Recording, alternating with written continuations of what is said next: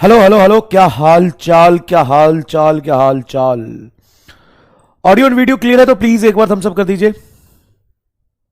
अच्छा, फटाफट ऑडियो और वीडियो क्लियर है तो एक ओके। कनेक्ट ही नहीं हो रहा। Hello hello hello hello hello hello hello hello hello hello.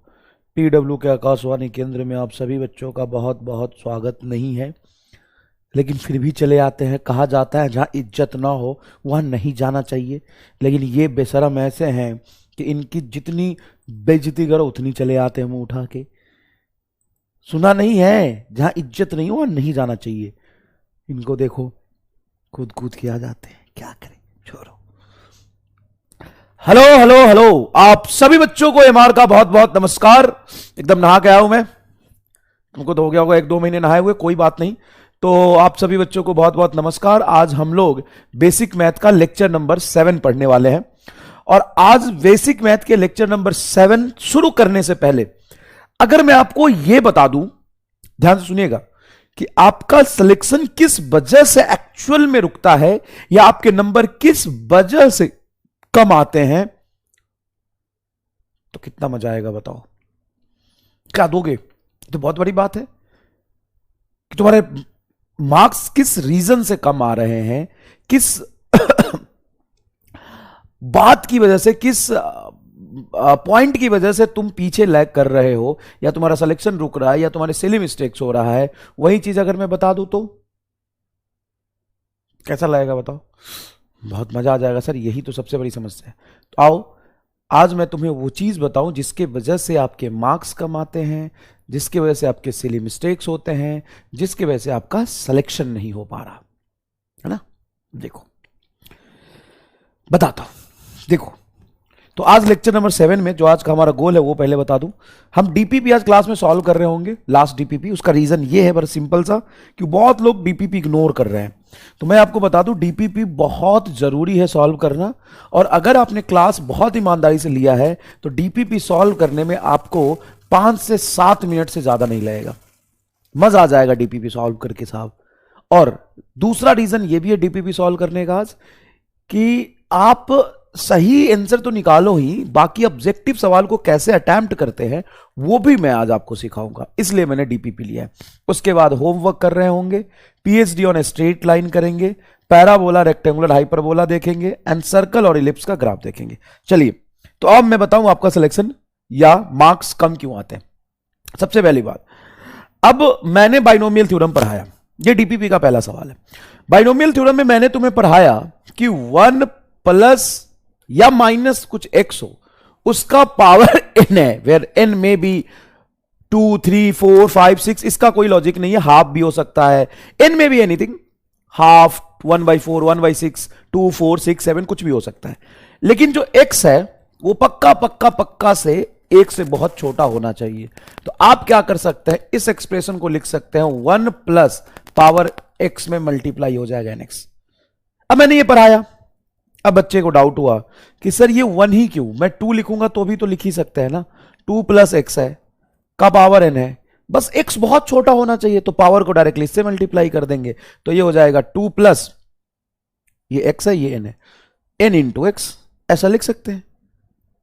क्या दिक्कत है इसमें? अब प्रॉब्लम है कि ये डाउट आया कि ऐसा क्यों नहीं करेंगे। अब सुनो, अब ऐसा क्यों नहीं करेंगे ये तुम्हारे मन में आया तो तुम करके देख लो ना कि इसमें दिक्कत क्या आ सकती है। अब तुमने ये सोचा बस, और ये तुम्हारा डाउट हो गया, तुम तुरंत से जाके टीचर से पूछोगे, तुरंत से कहीं और भागोगे, 1-2 घंटा, 1-2 दिन समय खराब करोगे, लेकिन तुम करके नहीं देखोगे, करके नहीं देखोगे। चलो मान लो करते हैं इसको। 2 प्लस 0.01 का पावर 3 है। हाँ सर ये बढ़िया, अब करके दिखाओ। तो क्या ये 1 से या 2 से बहुत कम है? हाँ सर बहुत कम है। तो डायरेक्टली पावर को इससे मल्टीप्लाई कर दो। हाँ कर दो। 2 प्लस 0.01 मल्टीप्लाई 3, तो ये हो जाएगा 2.03। देखो 0.01 को 3 से मल्टीप्लाई करेंगे तो 0.03 होगा, इसको ऐड करेंगे तो ये आएगा। क्या ये सही है? नहीं सर ये तो गलत है। कैसे पता चल रहा गलत है? अरे भाई 2 प्लस समथिंग को क्यूब करोगे तो बस सी बात है ये 8 के आसपास आना चाहिए। ये 2 कैसे रह जाएगा भाई? 2 + 0.01 का मतलब है 2.01 का क्यूब करोगे तो 8 के आसपास आना चाहिए, ये तो 2 ही रह गया। अच्छा, इसीलिए यहां पे बाइनोमियल थ्योरम नहीं लगता है। हाँ, यहां पे क्या होता है कि जब इसको एक्सपेंड करोगे तो 1 का स्क्वायर 1, 1 का क्यूब 1, 1 का 3 1, 1 का पावर 4 1, तो इसलिए 1 ही रहेगा चाहे कोई भी पावर रखो। और जो छोटा नंबर है, एक से बहुत छोटा, उसको डायरेक्टली पावर से मल्टीप्लाई कर दे तो nx आ जाता है। इसको एक्सपेंड करके भी समझाया था। इसको क्या किया था मैंने? एक्सपेंड करके भी समझाया था। अब तुम ना सिर्फ सवाल पूछते हो, कलम नहीं चलाते, क्योंकि तुम एकदम गधे घनघोर बायोलॉजी हो। अब इसका सही सॉल्यूशन क्या होगा? 2 को पहले ही बाहर निकाल लो। 2 को बाहर निकालो तो 2 का क्यूब के साथ बाहर निकलेगा 2 का क्यूब, और ये बनेगा 1 + 0.01 का बटा 2 का पावर 3। अब जब ये 3 से मल्टीप्लाई होगा तो 8, 1 + 0.01 को 3 से मल्टीप्लाई करोगे बटा 2 आएगा। फिर इसको सॉल्व कर लो, आंसर आ जाएगा। ये सही तरीका है। अब तुम ये करके देख लेते तो तुम्हारा डाउट खत्म हो जाता। एक और बहुत भयंकर डाउट, और ये बहुत कॉमन डाउट है, क्या कि सर एपी में क्या होता है कि 5, 10, 15, 20 एन 500 है। सुनना अच्छे से, सुनना अच्छे से। अगर ये 500 है तो यहां पे एनवा टर्म निकालने के लिए डायरेक्टली हम उस टर्म को पहले नंबर से डिवाइड कर देते हैं। जैसे मान लो ये 4th नंबर का टर्म है, तो देखो ना 20 को पहले नंबर से डिवाइड करें तो ये 4 आ गया। जैसे 3rd टर्म है तो 15 को 5 से डिवाइड किए तो 3 आ गया। जैसे 2nd टर्म है तो 10 को हमने 5 से डिवाइड किया तो दूसरा टर्म आ गया। अब नेक्स्ट टर्म यहां पे क्या होने वाला? 25, क्योंकि इसका कॉमन डिफरेंस है 5। 30, तो ध्यान से देखो सर, 30 को 5 से डिवाइड करेंगे तो छठा टर्म होगा 1 2 3 4 5 6। कितना आसान है सर, ये एपी सॉल्व करने का कितना आसान लॉजिक है। मैंने पूछा बच्चे से कहां सीखा है, तो मेरे मास्टर ने सिखाया है। गलत बात, दूसरे को बदनाम करना बहुत गलत बात होता है बेटा। कोई ऐसा टीचर नहीं बता सकता क्योंकि ये गलत है। सर आ तो रहा है, अभी देख। और उसी बच्चे का मैसेज, सर इसमें नहीं आ रहा है, लेकिन क्यों नहीं आ रहा है आप बताइए। 30, 45, 60 एंड डॉटेड डॉटेड 3000। सर इसमें नहीं आ रहा, लेकिन इससे तो हो जा रहा है। सर देखो ये 500 कौन सा टर्म है, निकालने के लिए सीधा 5 से डिवाइड कर देंगे, ये 100th टर्म आ जाएगा। और इसमें तुम हंसो मत, तुम में से बहुत सारे बच्चों का डाउट था कि सर ऐसे कर लेते हैं ना, ये आपने नहीं बताया, ये आसान ट्रिक खोज लिया हमने, हमको तो नोबेल प्राइज दे दीजिए। हां आ ही रहा है, बस नोबेल प्राइज कुरियर हो चुका है। कथेरा नोबेल प्राइज, ये एपी सीरीज है। हां ये एपी सीरीज है, ये एपी सीरीज है। अब मुझे बताओ इनका कॉमन डिफरेंस क्या है? सर 15। इसका कॉमन डिफरेंस क्या है? 15। ओके, अब 45 को 30 से डिवाइड करो, क्या सेकेंड टर्म तुम्हारा मिल रहा है? तुमने क्या बोला था? तुमने क्या बोला था? कोई भी एनवा टर्म को उठा के पहले से डिवाइड कर दो, वो वाला टर्म आ जाएगा। अब करो, 45 बटा 30 कितना आ गया? 1.5। क्या ये 1.5वां टर्म है कि दूसरा टर्म है ये? तो सर यहां क्यों आ रहा है? यहां इसलिए आ रहा है कि जो कॉमन डिफरेंस है वही पहला डिजिट है, इसलिए इत्तेफाक से आ गया। ये नहीं आता ऐसा, ये नहीं आता ऐसा। और ये चीज तुम करके देखते तो तुम्हें समझ आ जाता, परेशान होने वाली बात नहीं थी। इसमें बोले कि सर 3000 कौन सा टर्म और 30 से डिवाइड करते हैं मिल जाएगा। अब एक गधे, जब दूसरा मिल ही नहीं रहा, तीसरा मिल ही नहीं रहा, 60 को 30 से डिवाइड करोगे 2 आ रहा, तो दूसरा टर्म होना चाहिए, जबकि ये तो तीसरा टर्म है, तो कहां से आ जाएगा? तो कोई भी चीज सोचने से नहीं होता, उसको करो, लिखो। इसीलिए सिलेक्शन तुम्हारा नहीं हो रहा है। किस बात से? हम सोच के कुछ डाउट क्रिएट करते हैं, कुछ थ्योरी बना लेते हैं, कुछ कंसेप्ट क्रिएट कर लेते हैं, सोच के ही हम डाउट में रहते हैं। हमें सोच के नहीं, कलम चला। अगर कोई चीज डाउट है तो उसको लिख। सर ये क्यों नहीं होगा? तू करके देख। सर ऐसे कैसे कर सकते हैं? तू करके देख। सर इसमें यह भी लगा सकते हैं, लगा के देख। सर इसमें ऐसे मान लेंगे तो मान के देख। सर इसमें 4 से भाग देते तो देख दे के देख। करना, कब करेगा? सर इसमें ऐसे मान ले तो मान के देख। सर इसमें स्क्वायर कर देते तो करके देख। देख करके। सर इसमें कर रहे तो आ रहा है, इसमें नहीं आ रहा, तो इसमें दूसरे टर्म में ही नहीं आ रहा, तीसरे टर्म में ही नहीं आ रहा। करना, कब करेगा?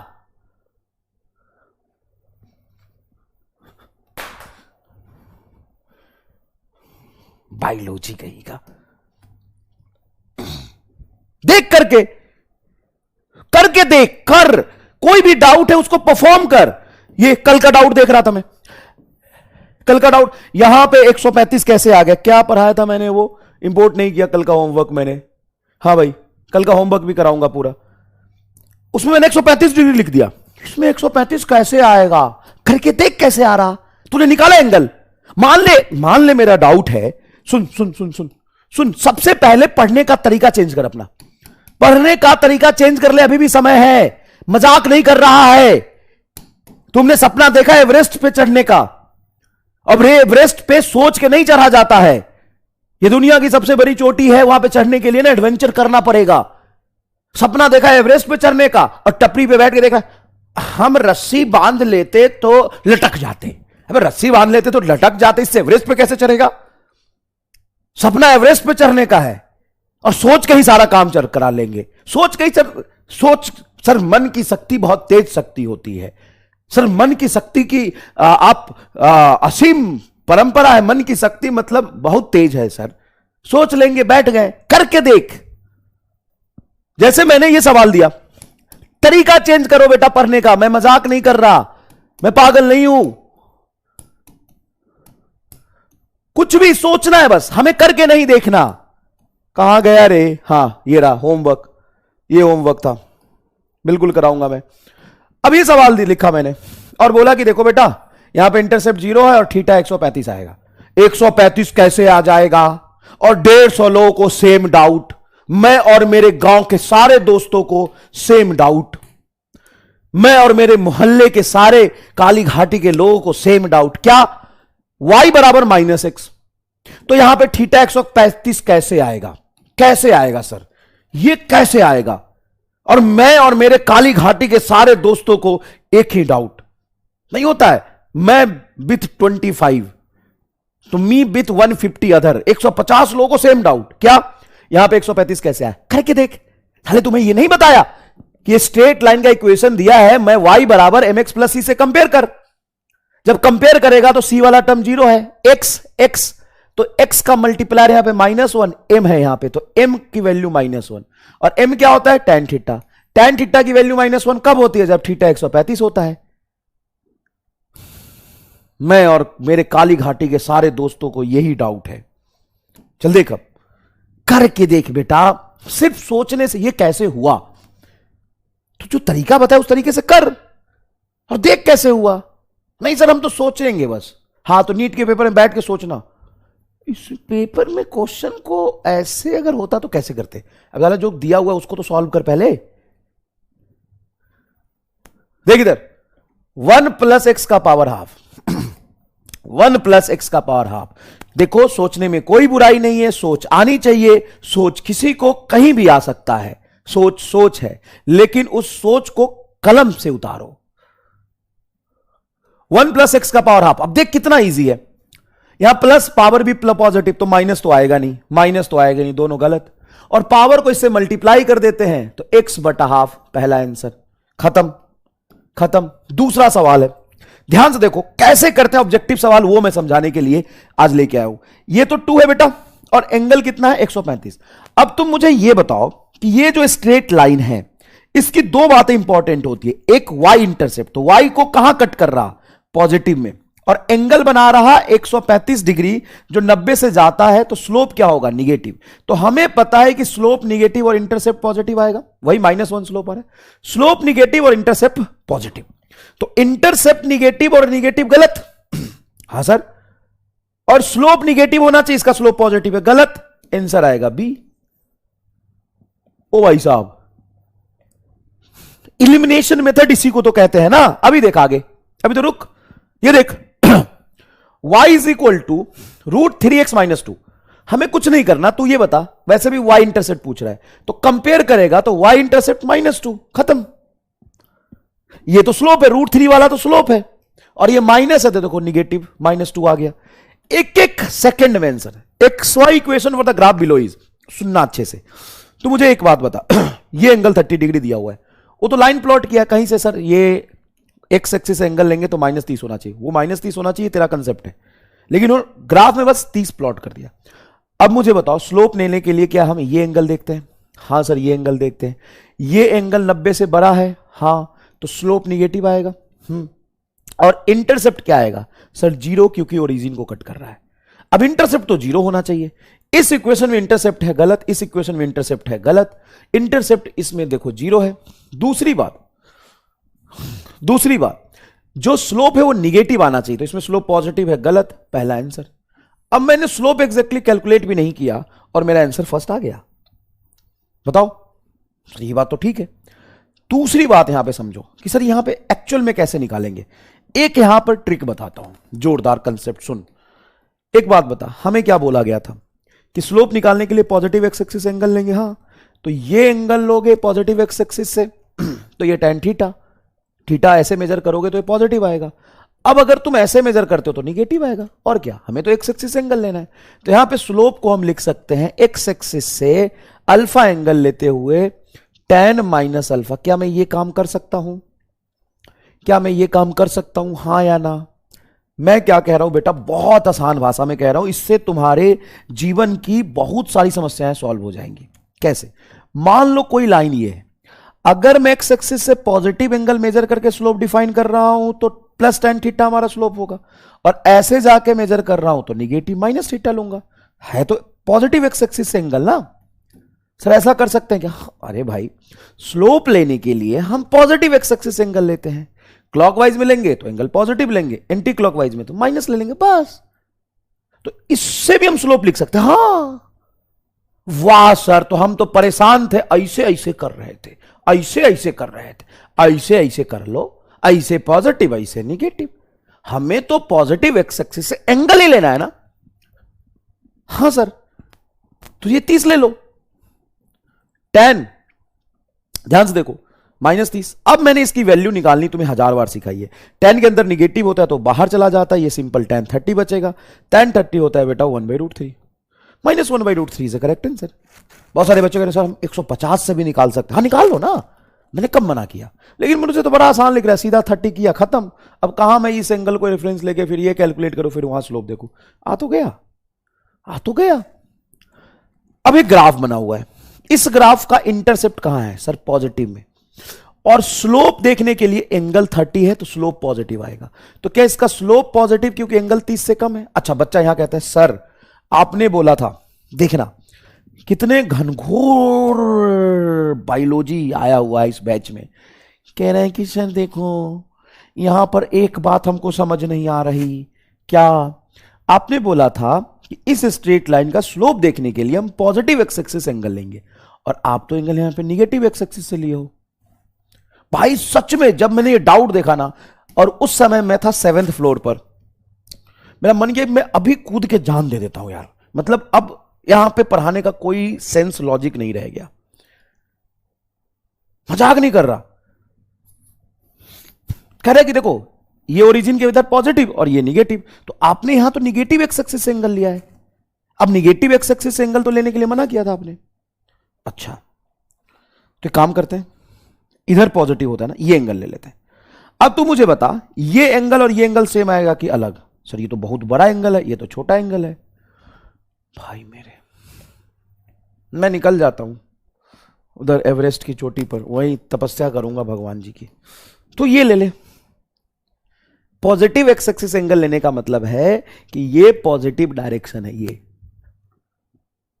यहां से ऐसे एंटी क्लॉकवाइज में एंगल लिया है ग्राफ के लिए, ये पॉजिटिव एक्स एक्सिस सही एंगल है। आगे से पॉजिटिव एक्स एक्सिस ऐसे, इधर से लूंगा तो ये निगेटिव एक्स एक्सिस एंगल कहलाएगा। ये निगेटिव एक्स एक्सिस से ऐसे मेजर कर रहा हूं, ये पॉजिटिव एक्स सही एंगल है, और ये एंगल बराबर है गुरुदेव। चलो कोई बात नहीं, अब ध्यान से सुनो, क्या इसका इंटरसेप्ट पॉजिटिव, स्लोप भी पॉजिटिव, दोनों पॉजिटिव है? हां, तो ये आंसर गलत, एक माइनस है, ये आंसर गलत, माइनस है, ये सही, ये गलत। जी ले अपनी जिंदगी। सवाल जहां तक सॉल्व करने वाली बात है वो सॉल्व भी हो गई, डाउट भी बता दिया। नेक्स्ट देख, व्हाट इज स्लोप? अब इसका स्लोप पूछा है, तो स्लोप जो होता है वो x का मल्टीप्लायर होता है। स्लोप का मतलब tan theta is equal to √3, तो theta is equal to 60 degree, तो स्लोप हो जाएगा 60 डिग्री। तो दिया ही नहीं। अच्छा, ऐसा कर सकते हैं कि tan थीटा √3 है, तो theta is equal to tan inverse √3, C answer आ जाएगा क्या? हां सर, सी सही है। बे गधो, स्लोप का मतलब एंगल नहीं होता है, स्लोप का मतलब tan थीटा होता है, डी आंसर होगा। कई बार बच्चे गलती से स्लोप का मतलब एंगल समझ लेते, स्लोप मतलब एंगल, स्लोप मतलब एंगल की tan थीटा, tan थीटा पूरा का पूरा स्लोप, इसको बोलते हैं हम m tan थीटा। तो tan थीटा की वैल्यू 3 है, मतलब ये पूरा का पूरा स्लोप √3 है। सॉरी, थीटा निकाले कहते हैं, थीटा निकालेंगे, थीटा स्लोप नहीं होता, स्लोप होता है tan theta. For the given graph below right down there xy coordinates है। अच्छा, मतलब इक्वेशन लिखना है, xy इक्वेशन, कोऑर्डिनेट नहीं, इक्वेशन, सॉरी इक्वेशन। अब मुझे बताओ इसका इंटरसेप्ट क्या है सर? 0। और यहां पर थीटा 45 है, तो tan 45 क्या हो जाएगा? 1, और इसी को हम कहते हैं स्लोप। तो y बराबर x, क्योंकि यहां पे कुछ प्लस माइनस किया है, इंटरसेप्ट तो 0 रखना है, और एंगल 45 तो स्लोप होगा, first answer. Next, x is equal to y, y is equal to x by √3 plus 2, y intercept is at +2 पे। नेक्स्ट क्लास स्टार्ट करते हैं। चलिए, क्लास स्टार्ट करने से पहले एक पॉपुलर डाउट देख लेते हैं। फेजर डायग्राम के क्वेश्चन में एडिशन में प्रॉब्लम आती है, साइन कैसे लिया जाता है? बेटा, एंटी क्लॉकवाइज जब चलेंगे तो ये पॉजिटिव एंगल लिया जाता है, और क्लॉकवाइज जब चलेंगे तो ये निगेटिव एंगल लिया जाता है। y बराबर -x का ग्राफ कैसा बनेगा? भूत जैसा, कद्दू जैसा, बैगन जैसा बनेगा। y बराबर -x का ग्राफ बैगन जैसा बनेगा। ग्राफ प्लॉट कर दो। अच्छा, फोर्थ क्वेश्चन, ग्राफ प्लॉट कर दो। अच्छा, यहां 42 पेज पे पहुंच गए तुम, बहुत बढ़िया बेटा, इसी तरह तरक्की करते रहो, अच्छा लगेगा। अरे होमवर्क जो दिया है वो कराऊंगा ना सॉल्व। तू नेता क्यों बन रहा है भाई? पहले ही 42 पेज पे पहुंच गई है। चलिए क्लास स्टार्ट करते हैं, उससे पहले आपका होमवर्क कर देते हैं फटाफट। लो भाई, आ जाओ, जाओ, घबराने का नहीं,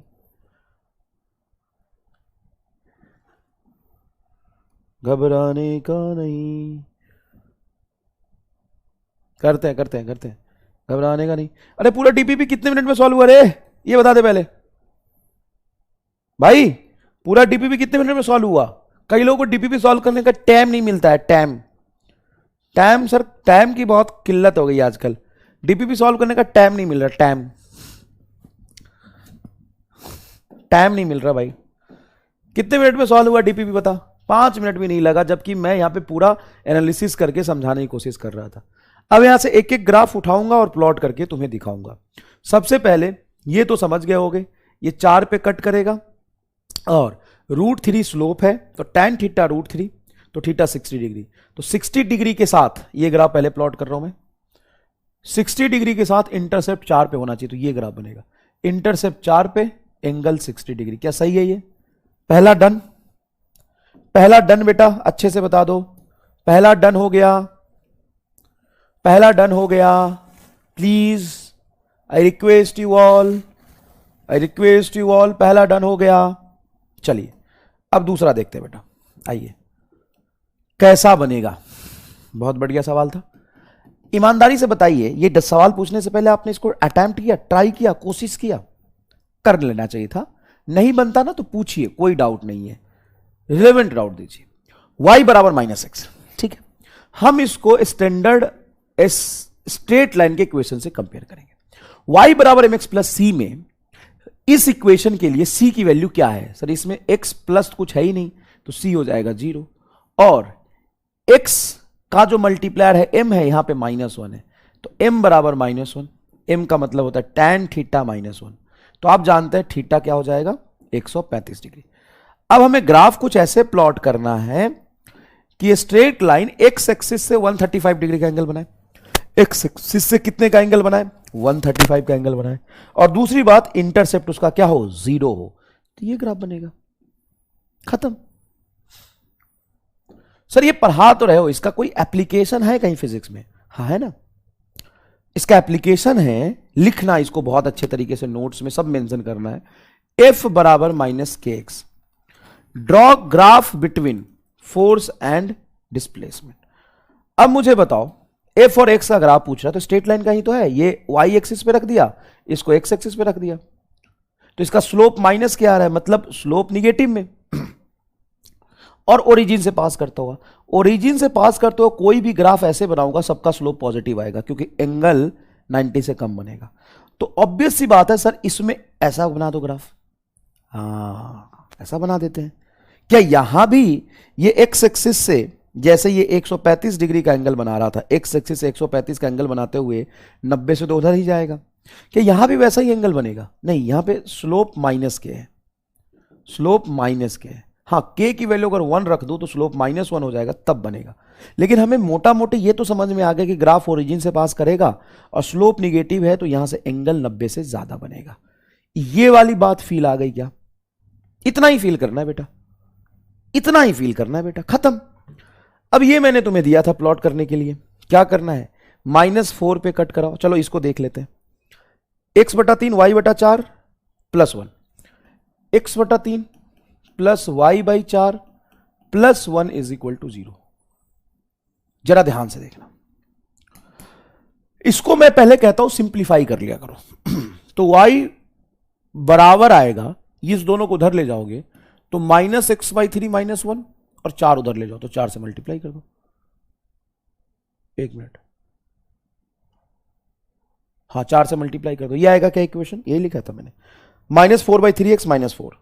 बहुत आसान है, इसको उधर ले गए, इसको उधर ले गए और 4 को उधर जाके मल्टीप्लाई कर दिया। ये इक्वेशन है।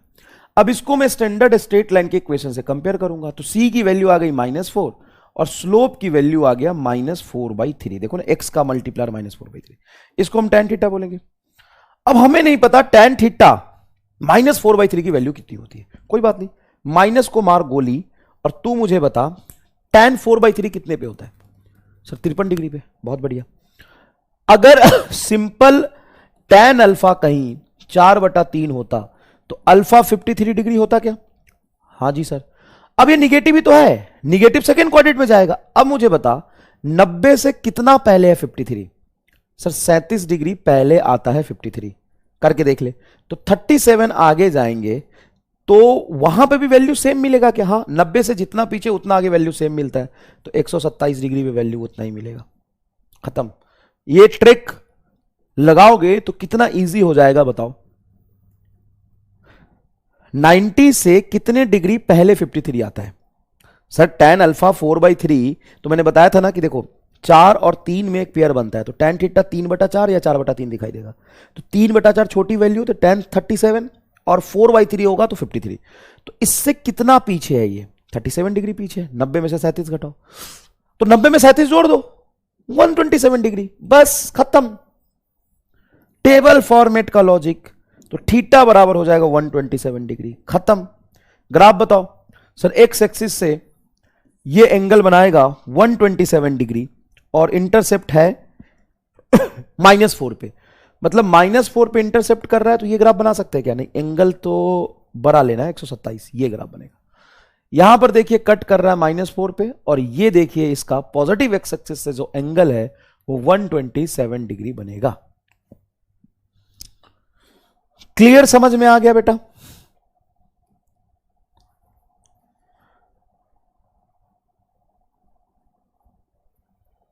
हाँ, ऐसे भी कर सकते हैं, 180 - 30 से भी कर सकते हैं। और फिर tan a + b का फॉर्मूला लगाओगे। क्या रे गधे, टेबल फॉर्मेट इतना बार बता दिया आप तुम्हें। चलो, क्लियर है क्या? चलिए, ये ग्राफ मुझे प्लॉट करना था। क्या था? 3y + √3x + 4 = 0। तो क्या मैं x और कांस्टेंट को उधर ले जाऊं, y का इक्वेशन बनाऊं? तो 3y बराबर बनेगा -√3x - 4। इन दोनों को पहले उधर ले जाता हूं तो -√3x - 4 और 3 से डिवाइड करेंगे तो ये इक्वेशन बना। इसको √3 को 3 से कैंसिल किया तो 1/√3। अब ध्यान से देखना, इससे इंटरसेप्ट आपको कितना दिखाई दे रहा है? -4/3। और स्लोप कितना दिखाई दे रहा है? सर स्लोप मुझे दिखाई दे रहा है -1/√3, जिसको हम tan थीटा लिख सकते हैं। tan थीटा की वैल्यू 1/√3 कितनी होती है? 30 डिग्री पे। तो -1/√3 कितना होगा? सर 150 डिग्री पे। कितनी बार मैंने ये टेबल बताया। तो यहां पे ग्राफ कट कर रहा निगेटिव में और एंगल भी है 90 से ज्यादा। क्या यही ग्राफ बनेगा?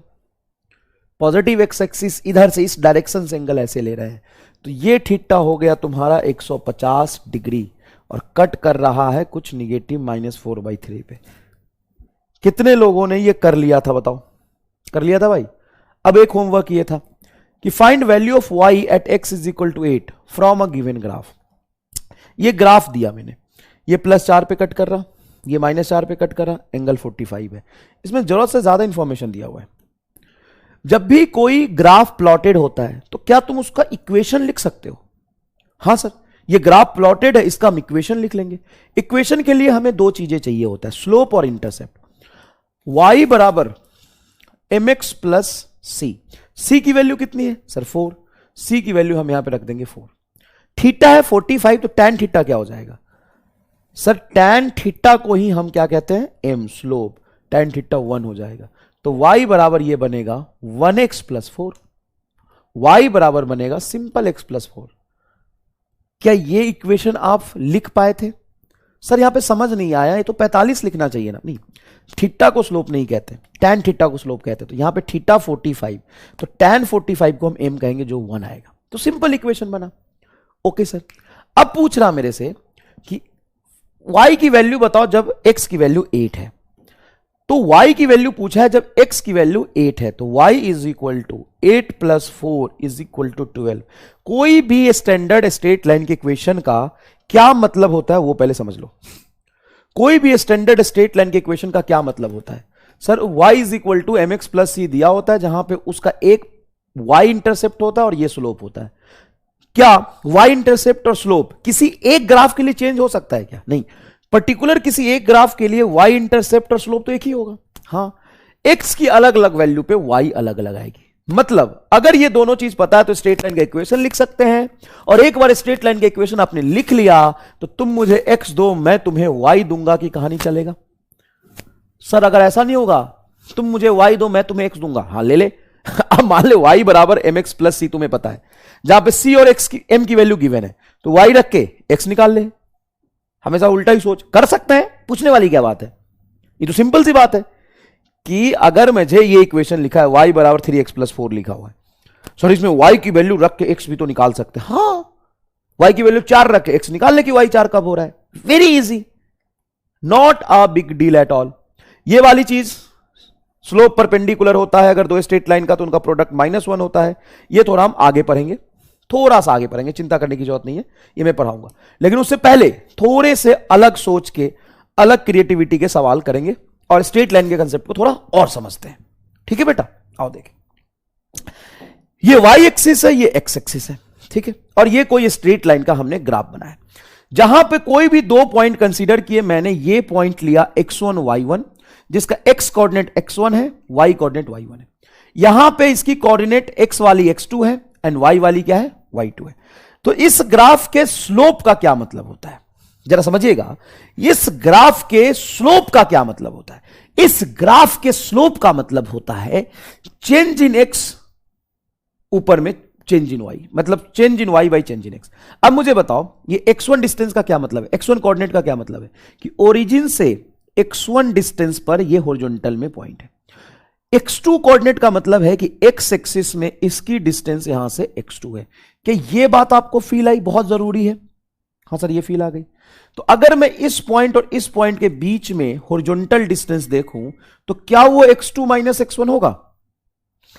कोऑर्डिनेट का मतलब समझो, कहीं लिखा है x1, उसका मतलब है कि हॉरिजॉन्टल डिस्टेंस में x1 डिस्टेंस आ गया, x2 हॉरिजॉन्टल डिस्टेंस में x2 डिस्टेंस आ गया है। कहां से? ओरिजिन से।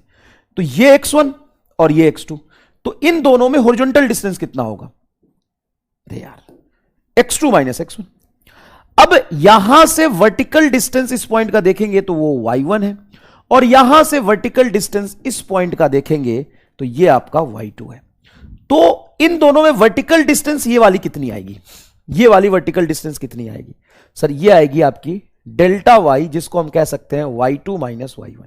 ये हॉरिजॉन्टल पॉजिटिव एक्स एक्सिस से जो एंगल बनाएगा थीटा, क्या इसी को हम tan थीटा कहते हैं? हां।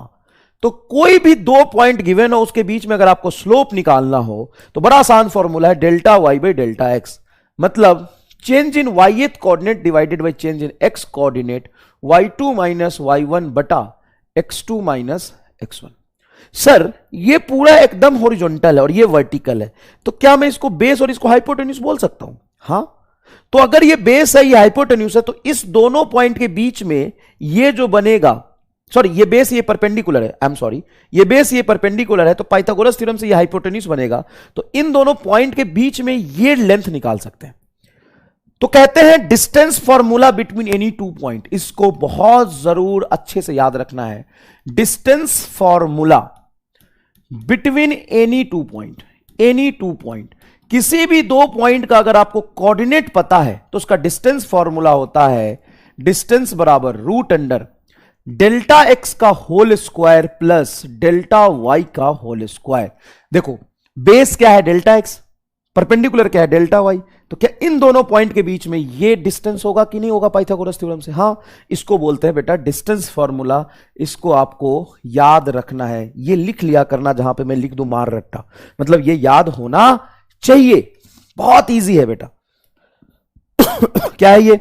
बहुत इजी है, बहुत आसान है, सिंपल सी बात है। सुन सुन, ये x1 है और ये x2 है, तो ये डेल्टा x हो गया।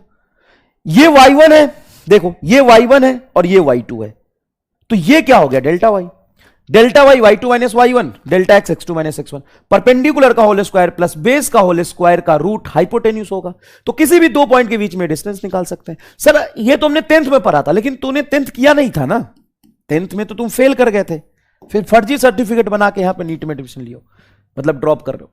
इधर देखो, अगर तुम्हें x1 y1 z1 तीनों कोऑर्डिनेट दिया हो पहले पॉइंट का, और दूसरे पॉइंट का x2 y2 z2 तीनों कोऑर्डिनेट दिया हो, तो इन दोनों पॉइंट के बीच में डिस्टेंस क्या होगा? वो होगा root under x2 minus x1 का होल स्क्वायर, मतलब डेल्टा x का whole square, plus y2 minus y1 का whole square, plus z2 minus z1 का होल स्क्वायर। सॉरी, इसमें तीन कैसे होने? अरे डिस्टेंस फॉर्मूला है ये, अगर तुम्हें तीनों कोऑर्डिनेट दिया हो तो, अगर दो कोऑर्डिनेट दिया हो तो ये वाला लगाएंगे।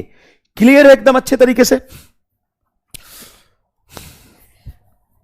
डिस्टेंस ऑन सर्कुलर पाथ का यूनिट रेडियन मीटर है क्या? नशा करके आया है क्या यार, कुछ भी। डिस्टेंस का फॉर्मूला डिस्टेंस ही होता है, रेडियन अकेला ठीठा हो तो हम उसका यूनिट लिखते हैं, लेकिन हम उसको कंसीडर नहीं करते। सर एक स्ट्रेट लाइन पे तो हमेशा स्लोप कांस्टेंट होता है ना, तो पॉइंट पे सर दो पॉइंट के बीच स्लोप कैसे कैलकुलेट कर सकते हैं? तो ये हम क्या बता रहे हैं, कैलकुलेट, ये हम क्या बता रहे हैं आपको? ये वही चीज तो बता रहे हैं ना बेटा। सर 53 डिग्री आगे जाएगा तो 37 डिग्री कैसे हो जाएगा? 53 डिग्री आगे जाएगा तो 37 कैसे हो जाएगा? क्या पूछ रहा है? 53 आगे जाएगा तो 37 कैसे हो जाएगा? 53 आगे जाएगा तो 37 कैसे हो जाएगा? अच्छा, कई लोगों को मैं बोल देता हूं कि ये वो तो क्या कहते हैं, बुरा मान जाते हैं। तो सबसे पहली बात तो देख भाई, अपनी इज्जत तो देख, कुछ है नहीं, ऐसी कोई काम अपने जीवन में कुछ किया नहीं है जिसके वजह से आपके अंदर कोई इज्जत है। सबसे पहली बात तो चुपचाप पढ़ो और एंजॉय करो। दूसरी बात, मैं फन के लिए बोलता हूं, असल में तुम्हारी इज्जत सच में नहीं है। चल अब देखना स्ट्रेट लाइन के कुछ अच्छे और कंसेप्चुअल सवाल, जिससे स्ट्रेट लाइन का कंसेप्ट और ज्यादा बेहतर हो जाएगा आपका। ठीक है भाई, चलिए देखते हैं। देखते हैं, एक सवाल लिखा है मैंने, draw graph having y intercept 4 and passing through 2,6। अब मैंने यहां पे लिखा है सवाल, draw graph having y intercept 4 and passing through 2,6, है ना? देखो देखो ध्यान से, draw graph having y intercept 4 and passing through 2,6। Sir मतलब किसी एक पॉइंट का कोऑर्डिनेट आपने दे दिया 2,6 है, वहां से वो स्ट्रेट लाइन पास कर रहा है और उसका y इंटरसेप्ट 4 है। तो सर कैसे करेंगे इसको? समझ तो नहीं आ रहा? कोशिश करो विजुअलाइज करने की। हाँ, एक कह रहा नींद आ रहा। देखो नींद तो बेटा तुम्हें आएगा ही, और नींद तुम्हें रोज आएगा, तो हर दिन सो जाएगा, तो उस दिन भी सो जाएगा। समझ रहे हो? जिस दिन नीट का पेपर होगा तो पढ़ना तो है नहीं तुम्हें, उस दिन भी सवाल देख के नींद आएगा, तो हर दिन सो जाएगा। जिस दिन तेरे लाइफ का इंपॉर्टेंट दिन होगा, हर उस दिन तुम्हें नींद आएगी और हर दिन तू सोता हुआ मिलेगा। सर ये इनकंप्लीट सवाल है, क्योंकि यहां पर जो सफिशिएंट डेटा होना चाहिए वो नहीं दिया हुआ है। सर हमें तो सवाल ही नहीं आ रहा है, इसको कैसे करेंगे? इनकंप्लीट लग रहा है। नहीं, यह सवाल 100% कंप्लीट है। Draw graph having y intercept 4 and passing through point 2,6। मतलब हमें एक y और x की वैल्यू दिया हुआ है। जब x 6 है तो y 2 है, ये कोऑर्डिनेट दिया हुआ है और हमें y इंटरसेप्ट दिया हुआ है। तो जब हम इसको सॉल्व करेंगे तो हमें एक y इंटरसेप्ट की वैल्यू तो पता ही है और दूसरा एक x और y के बीच में रिलेशन पता है। ये उल्टा लिख दिया ना मैंने, x y, x y बराबर दिया 2,6। अब स्ट्रेट लाइन की इक्वेशन लिखेंगे y बराबर mx प्लस सी। बेटा ध्यान से सुनना, ध्यान से सुनना। इस इक्वेशन में c तो 4 है, हां सर 4 है, m की वैल्यू हमें नहीं पता, लेकिन जब x 2 है तो y 6 है। ओ भाई साहब, सर सर सर ये तो खत्म ही हो गया सवाल। सुनो, हमें एक c तो दे दिया था तो c को 4 रख दिया। उसके बाद हमें स्लोप नहीं पता, लेकिन एक पर्टिकुलर x पर y 6 पता है। तो x को जब हम 2 रखेंगे तो y 6 है। इस 4 को इधर लाओ तो 6 - 4 बराबर 2 × m, तो m बराबर आ गया 1। ओ भाई साहब क्या जोरदार सवाल बना रहे। तो स्टैंडर्ड स्ट्रेट लाइन का इक्वेशन क्या बनेगा, जनरलाइज x y के बीच में रिलेशन क्या बनेगा, y बराबर mx प्लस c में m को रखेंगे 1 और c को रखेंगे 4। ये स्टैंडर्ड स्ट्रेट लाइन का इक्वेशन बना x प्लस 4। अब इसको प्लॉट करोगे तो बताओ, m की वैल्यू अगर तुम्हें 1 पता है तो बेसी बात है थीटा 45 होगा, tan थीटा 1 तो थीटा 45, तो एंगल 45 डिग्री और कट पॉजिटिव 4 पे करेगा, ये ग्राफ बनेगा। कट पॉजिटिव 4 पे करेगा और एंगल 45 डिग्री बनेगा। मतलब मजा आया कि नहीं? थोड़ा सा दिमाग लगाना पड़ा, थोड़ा सा दिमाग लगाना पड़ा। अब तुम ये कहोगे सर यहां पे एक्स वाई की वैल्यू तो फिक्स कर दी। नहीं, फिक्स नहीं कर दी। यहां पे कह रहा है कि जब x 2 है तो y 6 है, मतलब इस किसी पॉइंट को पास कर रहा है, उसका इंफॉर्मेशन दिया है। इस पॉइंट से पास कर रहा है, वो थोड़ी ना कर रहा है कि स्ट्रेट लाइन में इसकी वैल्यू x और y इतनी होगी। नहीं, एक पर्टिकुलर इस पॉइंट से पास कर रहा है, मतलब इस पॉइंट की वैल्यू दे दी है 2,6। मतलब x जब 2 रखेंगे तो y 6 आएगा। तो एक x और y के बीच में रिलेशन पता है और इंटरसेप्ट पता है, तो स्लोप निकाल लिया। बताओ, अच्छा लगा सवाल? एक और करो। Find equation of a straight line passing through point इतना एंड इतना। है ये क्या सवाल है? ना इंटरसेप्ट दिया ना स्लोप दिया, कह रहा find equation of a straight line passing through point इतना एंड इतना। ये क्या सवाल है यार? है अच्छा सवाल है।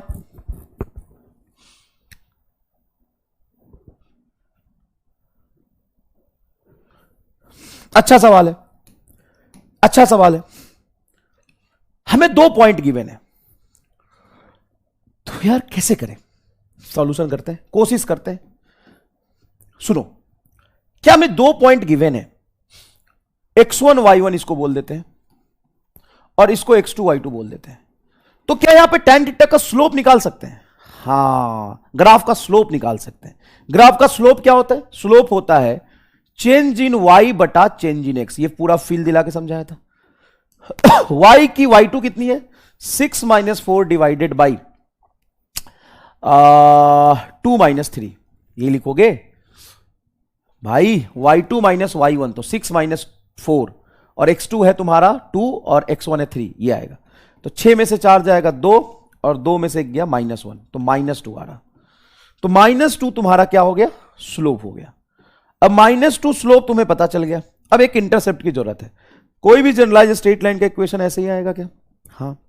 अब हमें m तो -2 पता है, तो y को लिखेंगे -2x प्लस सी।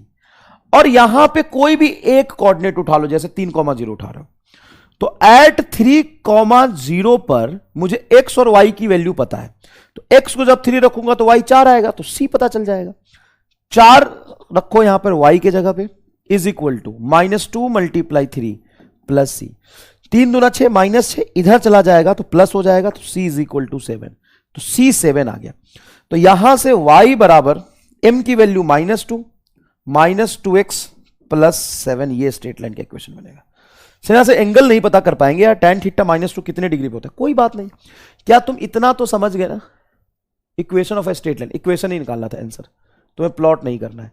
अगर प्लॉट करना होता तो रफली तुम बता सकते हो कि यहां पर स्लोप निगेटिव है और ये पॉजिटिव इंटरसेप्ट, तो ऐसा ग्राफ बनेगा। स्लोप निगेटिव के लिए एंगल 90 से ज्यादा और ये इंटरसेप्ट 7। इतना रफली तो बता ही सकते हो ना। 10 आएगा कैसे? ये 4 है, 3 दूना 6, 6 4 10, हाँ 10 ही आएगा ना। तुम गधे 7 कैसे बोल रहे थे? तुमने बोला तभी तो लिखा मैंने, ये 10 आएगा और क्या, 10 आना भी चाहिए। बायोलॉजी जोड़ घटाओ नहीं आता, चल। हाँ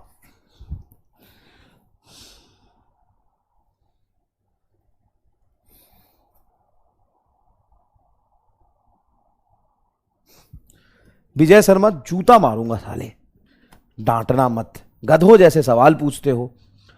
इसमें हम अगर टैन थीटा से निकालेंगे तो टैन थीटा के अकॉर्डिंग ये परपेंडिकुलर 4 और बेस -4 आएगा, तो 135 डिग्री आना चाहिए।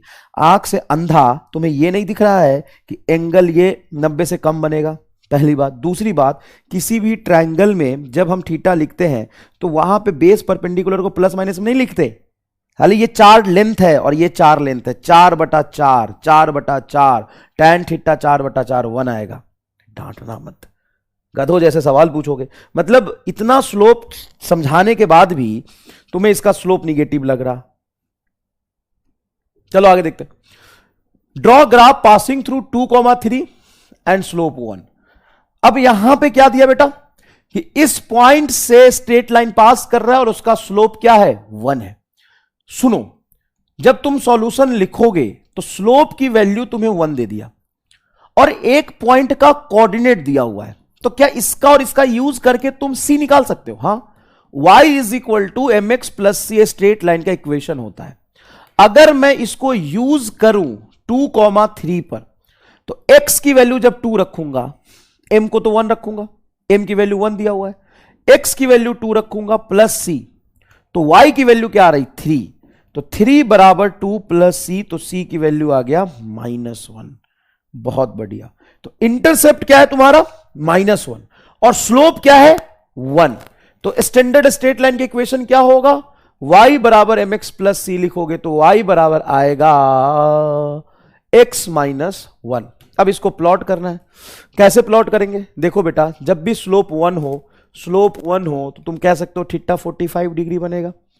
हाँ जी, थीटा 45 और -1 पे कट करेगा, -1 पे कट करेगा और एंगल 45 बनना चाहिए, तो ये बनेगा ग्राफ। क्यों? देखो, निगेटिव में कट करने के लिए तो नीचे से बनाओगे और एंगल 90 से छोटा होना चाहिए, तो इसी तरफ तो जाएगा। बताइए, अरे मैं क्या कर रहा हूं यार, ये 2 उधर जाएगा तो +1 आएगा ना। सॉरी,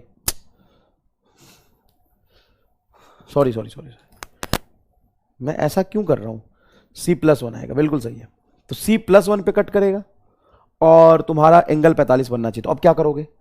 इधर बनाओगे क्या? नहीं, ये तो एंगल बड़ा हो जाएगा, तो कैसे बनाओगे?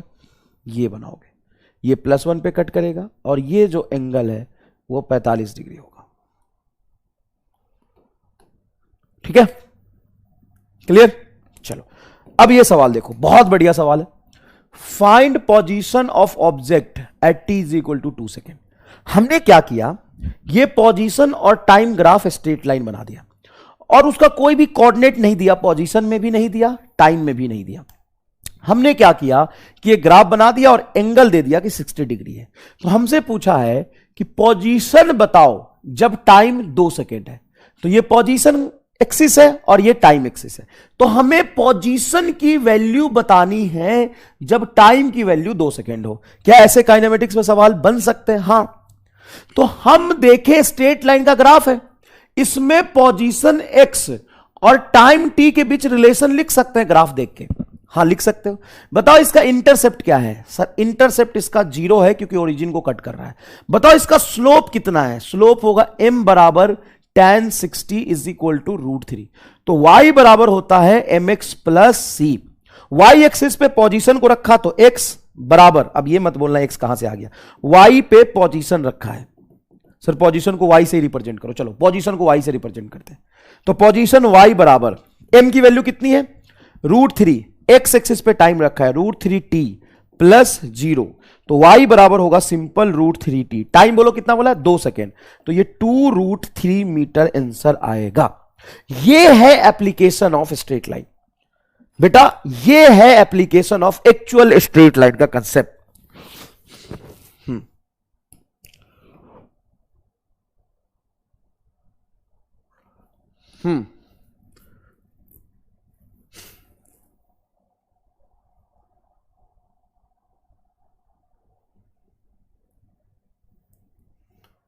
tan थीटा -2 कैसे होगा?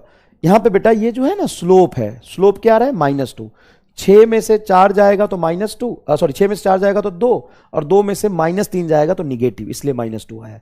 और tan थीटा को -2 लिखते, हो सकता है tan थीटा -2, tan थीटा की वैल्यू -2 हो सकती है, किसी मतलब अजीब से एंगल पे होगा, लेकिन हो सकता है बेटा tan थीटा -2। क्लियर? ये समझ में आया बेटा अच्छे से? अब देखो स्ट्रेट लाइन के ग्राफ का एप्लीकेशन यहां पे देखो ध्यान से, नहीं ये तो अभी आगे आएगा, ये अभी आगे आएगा। चल चल चल चल चल चल चल चल चल चल चल चल चल थोड़ा सा नीचे, थोड़ा सा नीचे, चलो ये देखो ध्यान से। Find slope of a graph and value of y at x is equal to 2। चलिए find slope of graph, find slope of graph, हमें इस ग्राफ का स्लोप पता करना है एंड वैल्यू पता करनी है y की at x is equal to 2। तो ये दो सवाल हो गए, हमें इस ग्राफ का स्लोप भी निकालना है और y की वैल्यू निकालनी है x इज इक्वल टू 2 पे। अब इस ग्राफ का स्लोप कैसे निकालेंगे, ध्यान से सुनना। ये स्ट्रेट लाइन है, हां। ये ओरिजिन है, हां।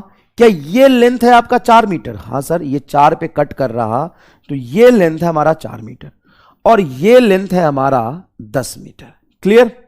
डन है सर। क्या यहां पर स्लोप निकालने के लिए या तो ये एंगल ले लूं मैं पॉजिटिव में, नहीं तो मैं ये भी तो ले सकता हूं, -θ ले लेता हूं बस इसको, क्योंकि क्लॉकवाइज में एंगल लेंगे तो इस एंगल को हम निगेटिव लिखते हैं। तो मैं ये मान लूं tan -θ, tan -θ क्या हो जाएगा? -tan θ। मैं किसको स्लोप बोलूंगा? मैं इस पूरे वैल्यू को स्लोप बोलूंगा। क्यों? क्योंकि tan एंगल स्लोप होता है, tan theta, tan alpha, tan beta slope होता है। ऐसे जाऊंगा तो पॉजिटिव एंगल, ऐसे जाऊंगा तो निगेटिव एंगल, बस। तो इसको मैं बोल दूंगा slope is equal to -tan theta. अब यहां पे थीटा की वैल्यू किसी तरीके से निकालनी है। अब ट्रायंगल में थीटा की वैल्यू कैसे निकालते हैं? चलो मान लो ये एंगल थीटा है, तो क्या इसको भी हम थीटा बोल सकते हैं? क्या ये दोनों एंगल बराबर होगा? सर ये भी -1, अरे देख माइनस तो सेंस से निकाला है, डायरेक्शन के लिए माइनस आया कि क्लॉकवाइज जाएंगे तो निगेटिव, एंटी क्लॉकवाइज जाएंगे पॉजिटिव, ये डायरेक्शन के लिए आया है। लेकिन अगर मैं सिर्फ वैल्यू देखूं, एंगल का वैल्यू देखूं, मैग्नीट्यूड देखूं, तो ये थीटा है तो ये भी थीटा होगा। हां, वैल्यू देख रहा हूं, तो यहां से tan थीटा को क्या लिख सकता हूं मैं? tan थीटा को लिख सकता हूं मैं ये परपेंडिकुलर बटा बेस, मतलब 10/4, 5/2, तो स्लोप हो जाएगा -5/2, ये स्लोप हो जाएगा। दूसरी बात, प्लस माइनस में अगर थोड़ा भी कंफ्यूजन है तो तुम अपने दिल पे हाथ रख के बताओ कि इस स्ट्रेट लाइन का स्लोप निगेटिव आना चाहिए कि नहीं? हां सर, स्लोप तो निगेटिव आना चाहिए, तो देखो निगेटिव है सर, लेकिन मतलब फील नहीं, मजा नहीं आया। चलो ठीक है, तुम्हें तो मजदूरी में ही मजा आएगा, आओ हम तुम्हें मजदूरी करना सिखा देते हैं। अगर मुझे किसी भी 2 पॉइंट का कोऑर्डिनेट पता तो स्लोप ऐसे लिख सकते हैं, y2 - y1 बटा x2 - x1, ऐसे भी तो लिख सकते हैं। हाँ लिख सकते हो। बताओ इसका कोऑर्डिनेट क्या है? 4,0। इसका कोऑर्डिनेट क्या है? 0,10। पहले x लिखते हैं फिर y लिखते हैं। बताओ इसका, इस पॉइंट का, जैसे मान लो ये पॉइंट फर्स्ट है, ये सेकंड है, ठीक है? तो इस पॉइंट देखो, ग्राफ ऐसे आगे की तरफ बढ़ेगा ना, तो ये सेकंड पॉइंट है। बताओ स्लोप 0 - 10 बटा x2 बोलो 4 - 0, तो बोलो -10/4 इज इक्वल टू -5/2। लो क्या करते थे साजना?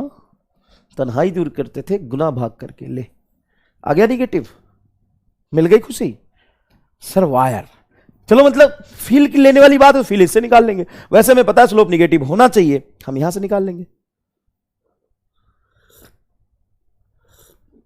भाई यहां से निकालना ही तो है, क्या किया मैंने? इसको x2 y2 मान लिया, इसको x1 y1 मान लिया, स्लोप यहां से निकाल लिया। बोलो, दो तरीके से कर दिया, अब तो ठीक है।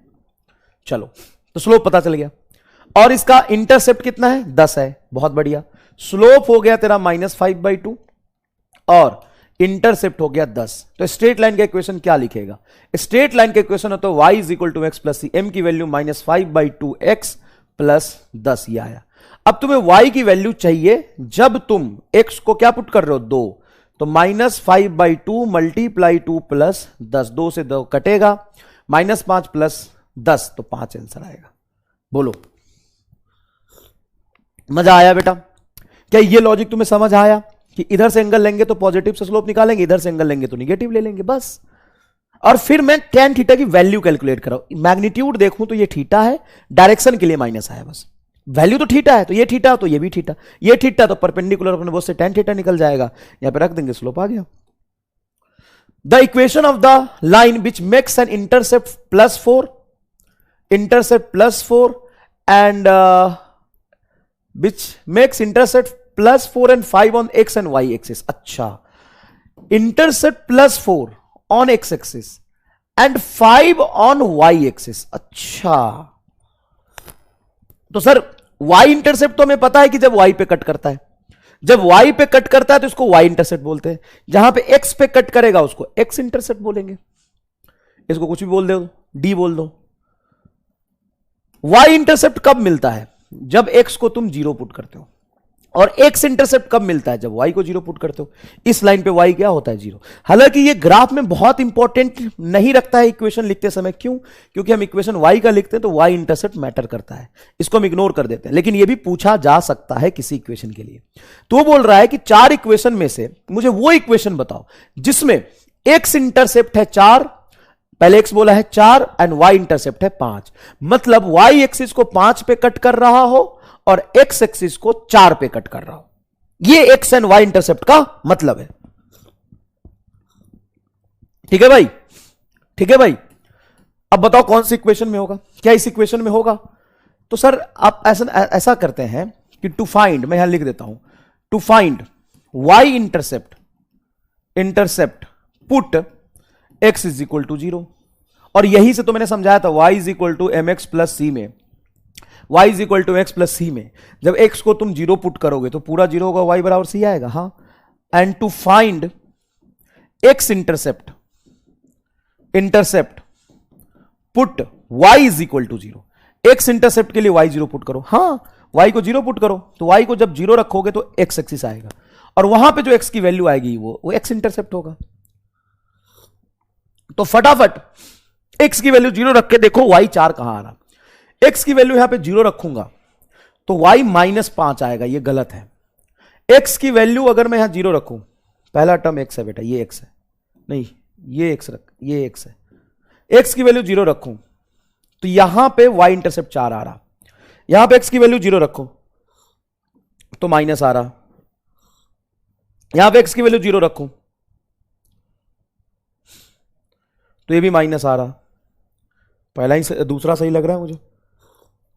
एंड y 0 रखूं तो ये 5 आ रहा, दूसरा आंसर आ रहा है यार। अब आएगा बच्चों को नहीं समझ आया, नहीं समझ आया। कोई बात नहीं बेटा, मैं जानता हूं, मैं रिपीट कर दूंगा। देख, ये दो चीजें मैंने आपको बताई कि आपको समझ में आया। x एक्सिस पर x इंटरसेप्ट होगा, x एक्सिस पर y की वैल्यू क्या होती है? 0। तो y 0 रखने पर जो x की वैल्यू है उसको कहते हैं x इंटरसेप्ट।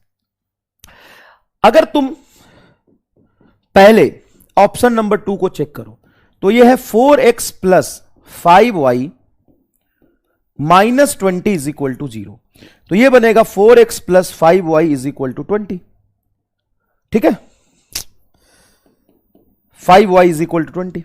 अब यहां पे अगर तुम x 0 पुट करते हो, x को 0 पुट करते हो तो ये 0, 5y बराबर 20, तो y बराबर देखो 4 आ रहा है। देखो y बराबर, एक मिनट, उल्टा है ना, x इंटरसेप्ट 4 है, y 5 है। अच्छा y 5 है, गलत कर दिया मैंने, y की वैल्यू 5 है। देखो y की वैल्यू 5 है, करते हैं। x की 4 है, y की 5 है। अच्छा अच्छा अच्छा, x की वैल्यू 4 आनी चाहिए। तो x की वैल्यू 4 कहां से आएगा? कहां से आएगा x की वैल्यू 4? तो अगर मैं यहां पर y को 0 पर पुट करूं तो x 4 आना चाहिए। देखो ये तो निगेटिव आएगा इसमें, चाहे तुम x को 0 पुट करो, y निकालने के लिए 20 को उधर ले जाओगे तो माइनस आएगा, तो ये तो गलत है। यहां पे -20 को उधर ले जाओगे तो +20 होगा। यहां पर ये x है, ये y है। अच्छा, ये दोनों y लिख दिया था मिस प्रिंट में, ये x होना चाहिए। अब करो तो, अब करो तो इस इक्वेशन को, अब इसको चेक करो, सॉल्यूशन 2 को, इसको चेक करो। 4y plus 5x minus 20 is equal to 0। तो 4y प्लस 5x बराबर 20 हो जाएगा। हाँ सर। अब मान लो कि मैं y को 0 पुट करता हूं, तो y को 0 पुट करूंगा तो x इंटरसेप्ट मिलेगा 5x बराबर 20, 5x बराबर 20, तो x बराबर आ जाएगा आपका 4। सही है। और जब मैं x को 0 पुट करूं, तो यहां पे x को 0 पुट करूंगा तो 4y बराबर 20, 4y बराबर 20, तो y बराबर आ जाएगा 5। एकदम सही बैठ रहा है, यहां पे मिसप्रिंट टाइप करने की वजह से हो गया था, ये सही है एकदम, यही आंसर आएगा आपका। अब इसमें चेक कर देता हूं, देखो मैं थर्ड ऑप्शन समझा रहा हूं, थोड़ा समझना। अगर बेटा मैं x को 0 पुट करूं तो क्या y निगेटिव में आ रहा? हां, लेकिन मेरा x और y दोनों पॉजिटिव इंटरसेप्ट था, तो ये गलत। ध्यान से सुनना बेटा, अगर मैं इस +20 को उधर ले जाऊं, तो इस +20 को उधर ले जाऊंगा तो -20 आएगा, तो x और y दोनों इंटरसेप्ट निगेटिव आएगा, इसलिए ये गलत है। सेम यहां पे तुम कैलकुलेट करो ना, 4x + 5y + 20 है, इसको उधर ले जाओ, तो 4x + 5y बराबर -20। जैसे तुम y को 0 पुट करोगे तो x बराबर तो -5 आ रहा, निगेटिव आ जाएगा, इसलिए ये गलत है।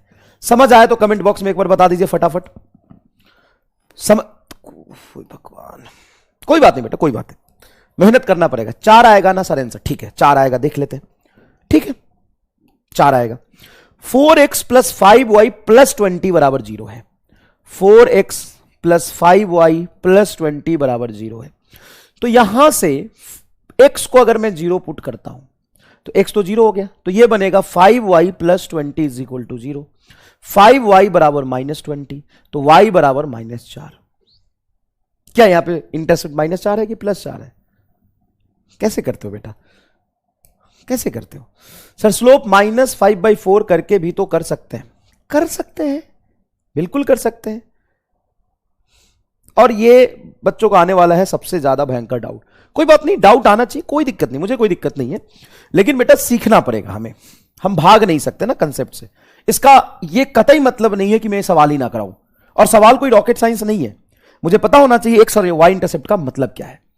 To find X intercept put y = 0। भागने से काम नहीं चलेगा, लेकिन एक चीज याद रखिए, बिना अटेम्प्ट किए बेटा डाउट मत पूछिएगा। मैं हाथ जोड़ रहा हूं, जरूरत पड़ेगी तो पैर भी पढ़ लूंगा, लेकिन बिना कलम चलाए डाउट मत पूछिएगा, प्लीज रिक्वेस्ट कर रहा हूं। मैं सारा समझा देता हूं, सब समझा देता हूं। थर्ड ऑप्शन को चेक कर, थर्ड ऑप्शन में है 4y - 5x बराबर -20। जब तू y को 0 पुट करेगा तो क्या x इंटरसेप्ट मिलेगा? हां सर, y को 0 पुट कर दिया तो x इंटरसेप्ट मिलेगा। जब हम x को 0 पुट करेंगे तो x को 0 पुट करेंगे तो y इंटरसेप्ट मिलेगा, तो x को 0 पुट कर। जैसे x को 0 पुट करोगे तो 4y बराबर -20 आएगा। तो बताओ यहां पे y निगेटिव आ रहा है क्या? तो गलत हो गया ना, x और y इंटरसेप्ट दोनों पॉजिटिव आना चाहिए। इसमें x को 0 रखने पे y इंटरसेप्ट निगेटिव आ रहा, गलत है। इसमें x और y दोनों निगेटिव आएगा, क्योंकि 4x + 5y -20 आ रहा, तो दोनों इंटरसेप्ट निगेटिव आएगा। यहां पे भी दोनों इंटरसेप्ट निगेटिव आ रहा। अब बात रही ये वाली सेकेंड ऑप्शन की। सेकेंड ऑप्शन है बेटा 4y + 5x -20 = 0, तो 4y + 5x बराबर +20, निगेटिव उधर जाएगा तो पॉजिटिव। इसमें अगर तुम y 0 पुट करते हो, y 0 पुट करते हो तो 5x बराबर आएगा 20, x बराबर आ गया 4। x 0 पुट करते हो तो x जब 0 पुट करोगे तो y की वैल्यू आएगा 4y बराबर 20, y बराबर 5। अब बता बोल, अब बता, समझ में आया?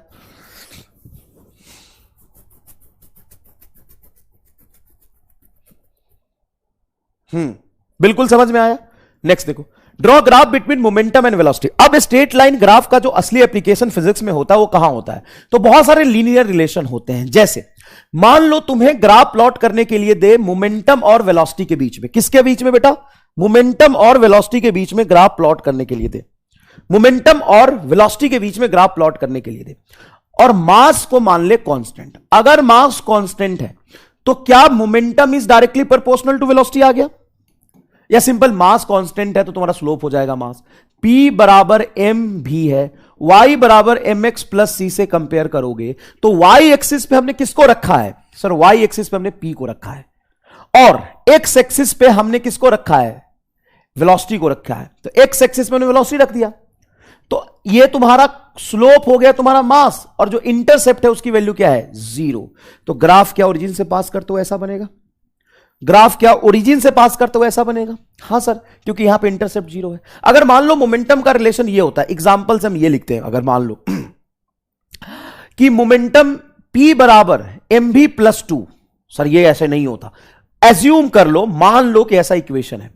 अब मुझे बताओ मोमेंटम और वेलोसिटी के बीच में कैसा ग्राफ बनेगा। अगर मोमेंटम को y एक्सिस पे और वेलोसिटी के x एक्सिस पे प्लॉट कर देता हूं, तो सर यहां पे इंटरसेप्ट पॉजिटिव है और स्लोप भी पॉजिटिव, तो ऐसा ग्राफ बनेगा। ये कट कहां पे करेगा, कहीं 2 पे कट करेगा, यही तो बनेगा यार।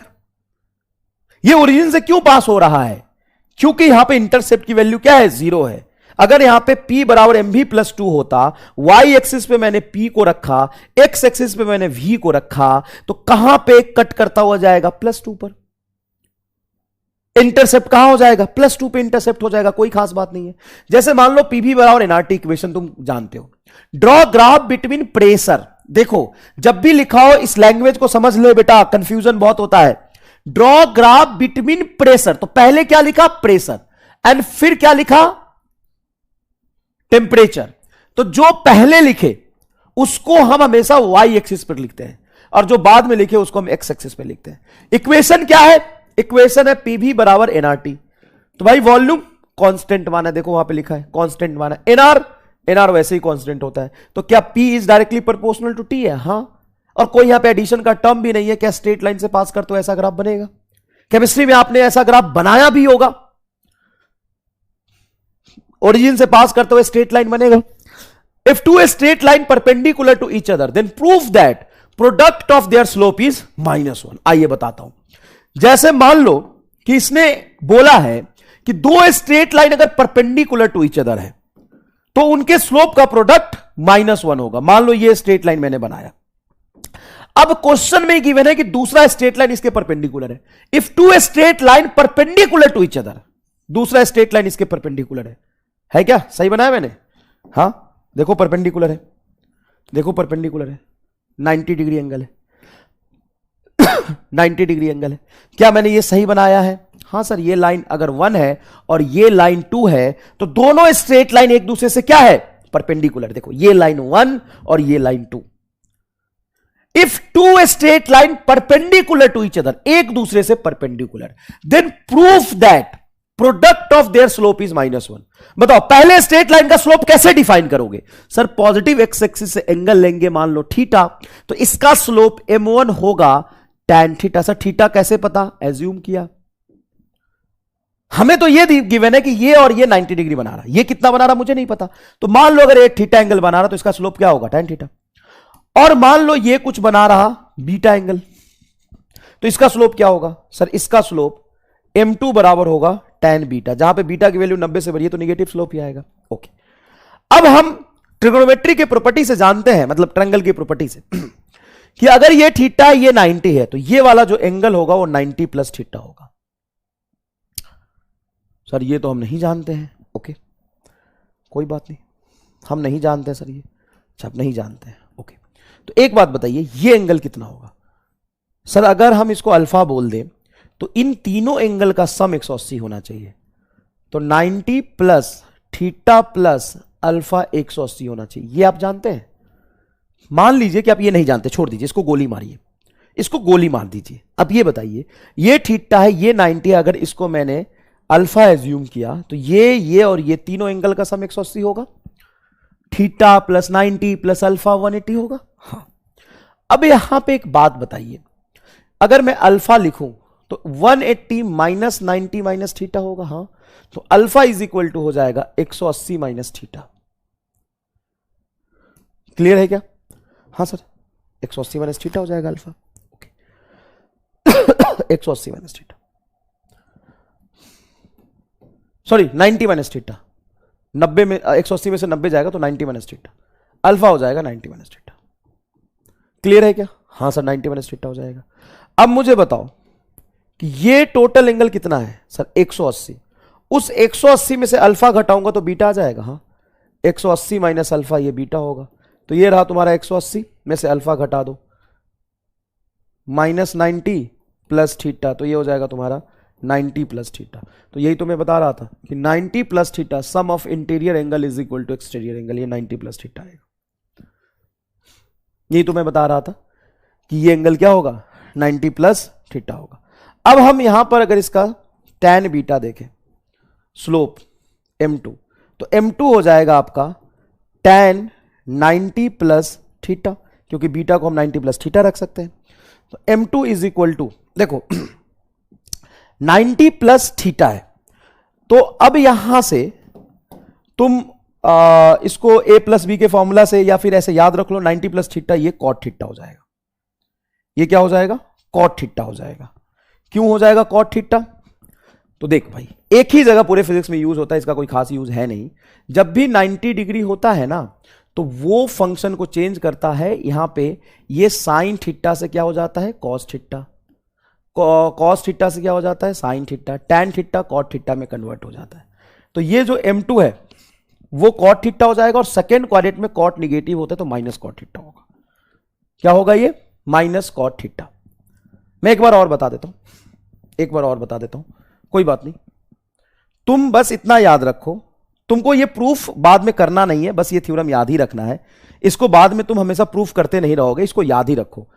ये पहले याद रख लो कि अगर ये थीटा है, ये 90 है, तो ये जो एंगल होगा वो 90 प्लस थीटा होगा। बेटा ये 10th क्लास में पढ़ना है, ये 10th क्लास में पढ़ना है, ये तो याद रखो पहले।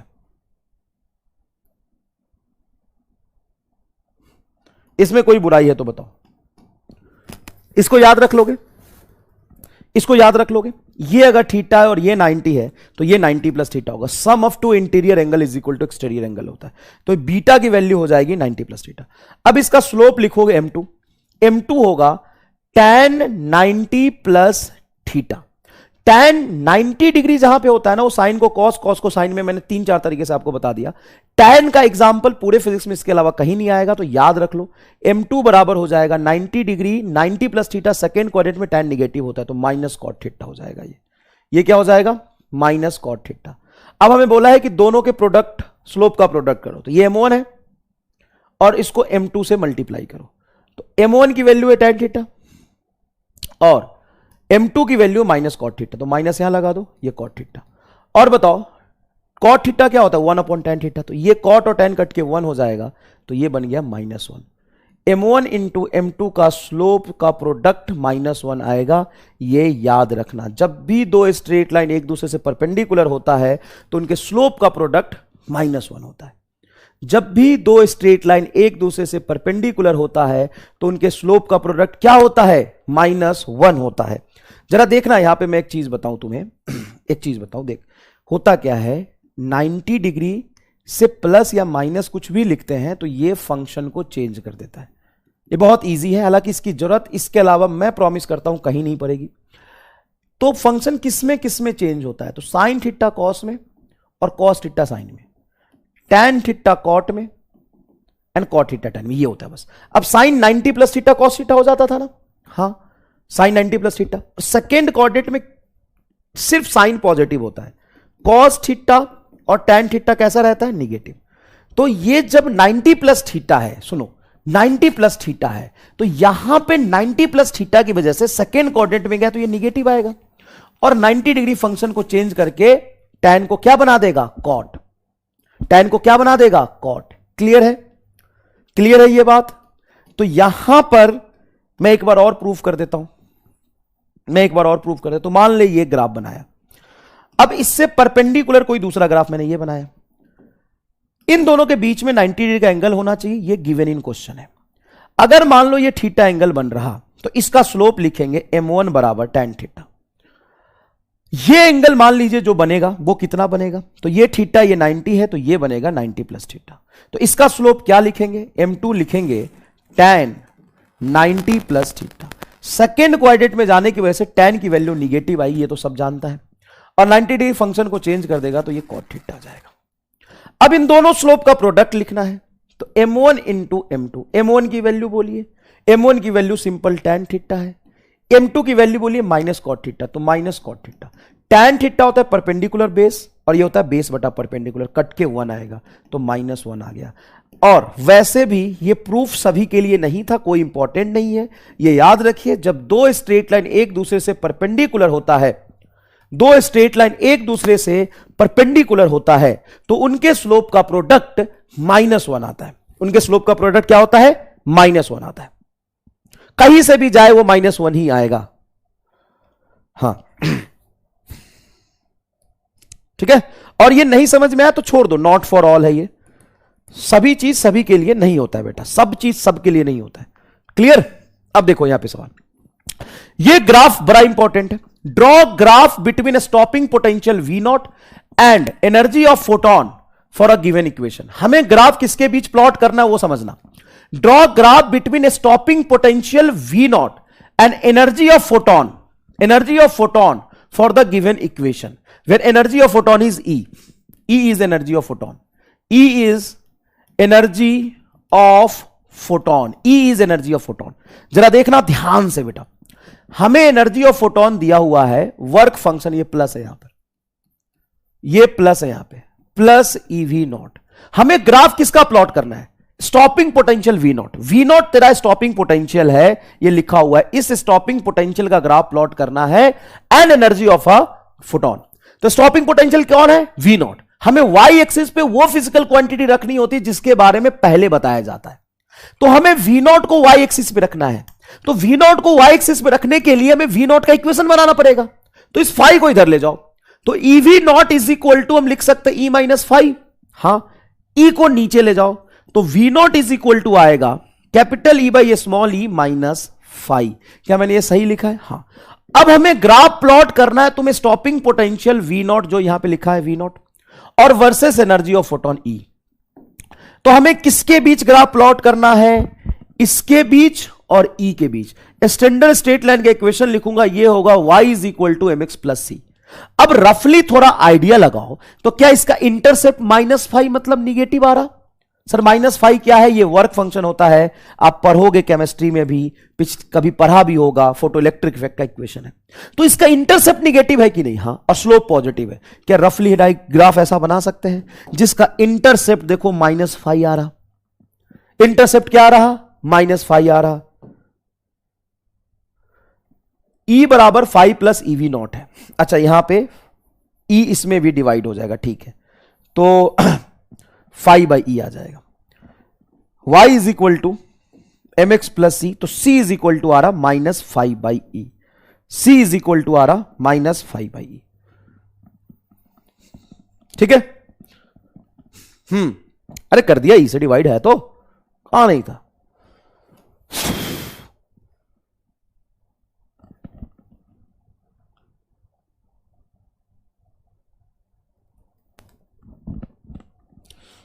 हो गया, 5 बाई E हो गया, घबराने वाली जरूरत नहीं है। क्लियर है क्या? अब मान लो किसी से डीपीपी सॉल्व ना, उसको क्या कहना चाहोगे? उसको कुछ सलाह दे दो भाई। डीपीपी यहां पे 5 मिनट नहीं लगा सॉल्व करने के लिए और किसी से डीपीपी ही नहीं हो रहा है। चलो ये देखो, find acceleration at t is equal to 7 second. मुझे एक्सेलरेशन की वैल्यू चाहिए t is equal to 7 second पे। ये क्या दिया हुआ है?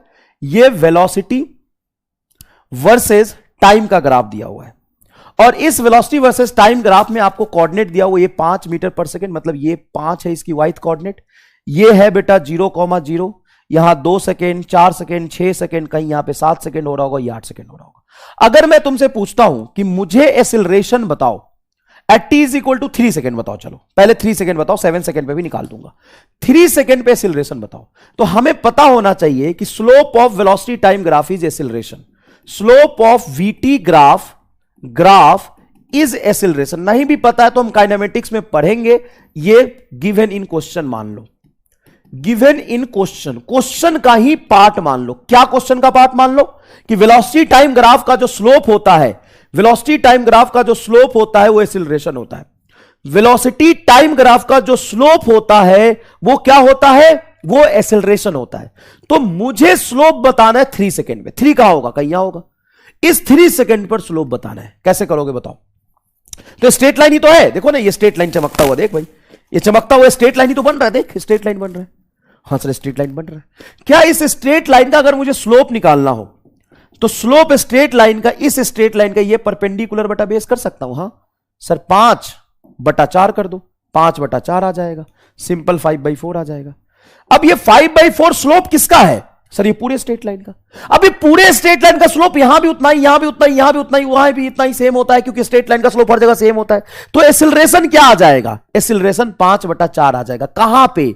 इस पूरे स्ट्रेट लाइन का स्लोप कांस्टेंट है तो एक्सीलरेशन हर जगह सेम आएगा। यही आंसर आएगा, यही आंसर आएगा सर। बस हाँ बेटा खत्म, टाटा बाय बाय, हो गया। तो बड़ा आसान है। और दूसरी बात, यहां एक्सीलरेशन कब निकाला है आपने? 3 सेकेंड पर। सर लेकिन स्लोप तो पूरे स्ट्रेट लाइन का है, पूरे स्ट्रेट लाइन का स्लोप हर जगह पे सेम होता है, इसलिए यहां हर जगह सेम होगा। सर t=7 पर भी निकालो। अच्छा 7 पर इस ग्राफ का स्लोप, हम बोल रहे हैं कि वेलोसिटी टाइम ग्राफ का जो स्लोप होता है, वीटी ग्राफ का जो स्लोप होता है वो एक्सीलरेशन होता है। तो तुम एक्सीलरेशन को छोड़ो, स्लोप पे फोकस करो। तो मुझे बताओ यहां से यहां तक का स्लोप हर जगह सेम आएगा? बोलो 8 सेकंड पर स्लोप, 6 सेकंड पर स्लोप, 6 सेकंड पर, 4 सेकंड पर, 7 सेकंड पर, 5 सेकंड पर सेम है। इस ग्राफ का स्लोप कितना होगा? इस ग्राफ का स्लोप कितना होगा? इस ग्राफ का स्लोप सर निगेटिव आएगा, ये तो पक्की बात है। ठीक है, अब ये परपेंडिकुलर और ये बेस डायरेक्ट कर दो, तो परपेंडिकुलर 5 और बेस हो जाएगा 4 से 8 4, तो 5/4 निगेटिव आएगा। तो यहां पे एक्सीलरेशन आपका t=7 सेकंड पर -5/4 आएगा, क्योंकि इस ग्राफ का स्लोप निगेटिव है और स्लोप को एक्सीलरेशन कहते हैं। तो इसमें सीखने वाली क्या बात है?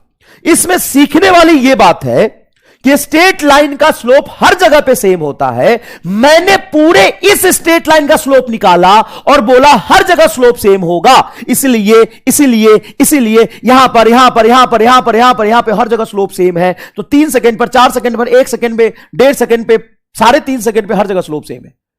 तो मेरा पूरे स्ट्रेट लाइन का स्लोप हर जगह पर स्लोप वही आएगा। और स्लोप एक्सीलरेशन बता दो तो एक्सीलरेशन आ जाएगा। बताओ यहां पर 1 सेकंड पर स्लोप कितना होगा? उतना ही होगा। हर जगह क्या स्लोप की वैल्यू एकदम सेम आ रही है? हर जगह स्लोप की वैल्यू एकदम सेम आ रही है। क्या ये दोनों चीजें समझ में आया? हां सर, ये दोनों चीजें बहुत इंपॉर्टेंट है।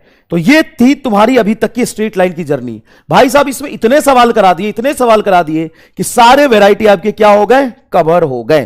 अब हम आगे चलते हैं और सबसे पहले हम समझते हैं पैराबोला के रिलेशन को। किसके रिलेशन को समझते हैं? पैराबोला के रिलेशन को। पैराबोलिक रिलेशन क्या होता है? पैराबोलिक रिलेशन होता है, कहीं पे मान लो इक्वेशन अभी तक हम जो डिस्कस कर रहे थे वो लीनियर इक्वेशन था। क्या था? लीनियर इक्वेशन था। y = mx + c ऐसा था। y को हम x के प्रोपोर्शनल कह सकते हैं, y का पावर 1, x का भी पावर 1, तो स्ट्रेट लाइन ग्राफ बना था। लेकिन मान लो कहीं पे बड़ा सिंपल सा इक्वेशन लिखता हूं मैं, y = x², तो स्ट्रेट लाइन तो नहीं बनेगा। नहीं सर, इसी को हम कहते हैं पैराबोला। पैराबोला। अब इसका ग्राफ कैसा बनेगा? तो देखो ये तो बड़ा सिंपल सा है, लेकिन कोई भी कॉम्प्लिकेटेड इक्वेशन अगर मिल जाए, कोई भी कॉम्प्लिकेटेड इक्वेशन मिल जाए और तुम्हें पूछे कि इसका ग्राफ प्लॉट करो, तुम्हें पूछे इसका ग्राफ प्लॉट करो, तो कैसे करोगे? कैसे करोगे ग्राफ प्लॉट? सर इसका ग्राफ प्लॉट करने के लिए हमें 2-4 जगह पर x की वैल्यू रख के y कैलकुलेट कर लेते हैं। जैसे मान लो यहां पर मैं x की वैल्यू को अगर 0 रखता हूं तो y क्या मिलेगा? सर 0। x की वैल्यू को 1 रखता हूं तो y क्या मिलेगा? सर 1 का होल स्क्वायर 1, y 1 मिलेगा। अच्छा, और x की वैल्यू को -1 रखता हूं तो देखो बेटा ये है y = x², y = x का स्क्वायर। अगर तुम यहां पे -1 रखोगे x के जगह पे तो इसका स्क्वायर करके ये 1 ही आएगा क्या? हां। तो x अगर 1 है तो भी ये 1, अगर x -1 है तभी भी ये 1 ही आएगा। अगर x को 2 रखते हो, देखो x की वैल्यू रख के y कैलकुलेट कर रहा हूं, अगर x को 2 रखते हो तो 2 का होल स्क्वायर 4, और x को -2 रखते हो तो -2 का होल स्क्वायर भी 4, तो x को +2 रखेंगे तो भी 4 आ रहा, -2 रखेंगे तो भी 4 आ रहा। x को अगर तुम 3 रखते हो तो 3 का होल स्क्वायर क्या आएगा? सर x को 3 रखेंगे तो 3 का होल स्क्वायर 9 आएगा, और -3 का होल स्क्वायर क्या आएगा? वो भी 9 आएगा। तो यहां पे +3 रखो या -3 रखो 9 आएगा। अगर +4 रखते हैं तो 16 आएगा, -4 रखते हैं तो भी 16 आएगा। मतलब यह बात तो समझ में आ गया कि यह इवन फंक्शन है। क्या मैं इवन फंक्शन बोल दूंगा तो तुम बुरा मान जाओगे क्या? नहीं सर, बुरा क्यों मानेंगे? यहां पे साफ साफ दिख रहा है x पॉजिटिव रखने पे पॉजिटिव आया है y, और x निगेटिव रखने पे भी y पॉजिटिव आ रहा है। होल स्क्वायर करना है चचा? हां सर। अब इसका ग्राफ प्लॉट करने के लिए ये y एक्सिस हो गया, ये x एक्सिस हो गया सर, ठीक है। x की वैल्यू 0 तो y 0, देखो x को यहां पे 0 रखेंगे तो y 0 आ रहा। x अगर तुम्हारा 1 है तो y 1 आया है, मतलब ये पॉइंट मिलेगा, और x -1 है तो भी y 1 आया है, तो ये पॉइंट मिलेगा। x 1 पे देखो y 1, x -1 पे y 1। x को 2 रखते तो y 4 है, x को सिर्फ 2 रखा तो y 4 कहीं यहां आएगा, और x को -2 रखा तो भी y 4 यहां आएगा।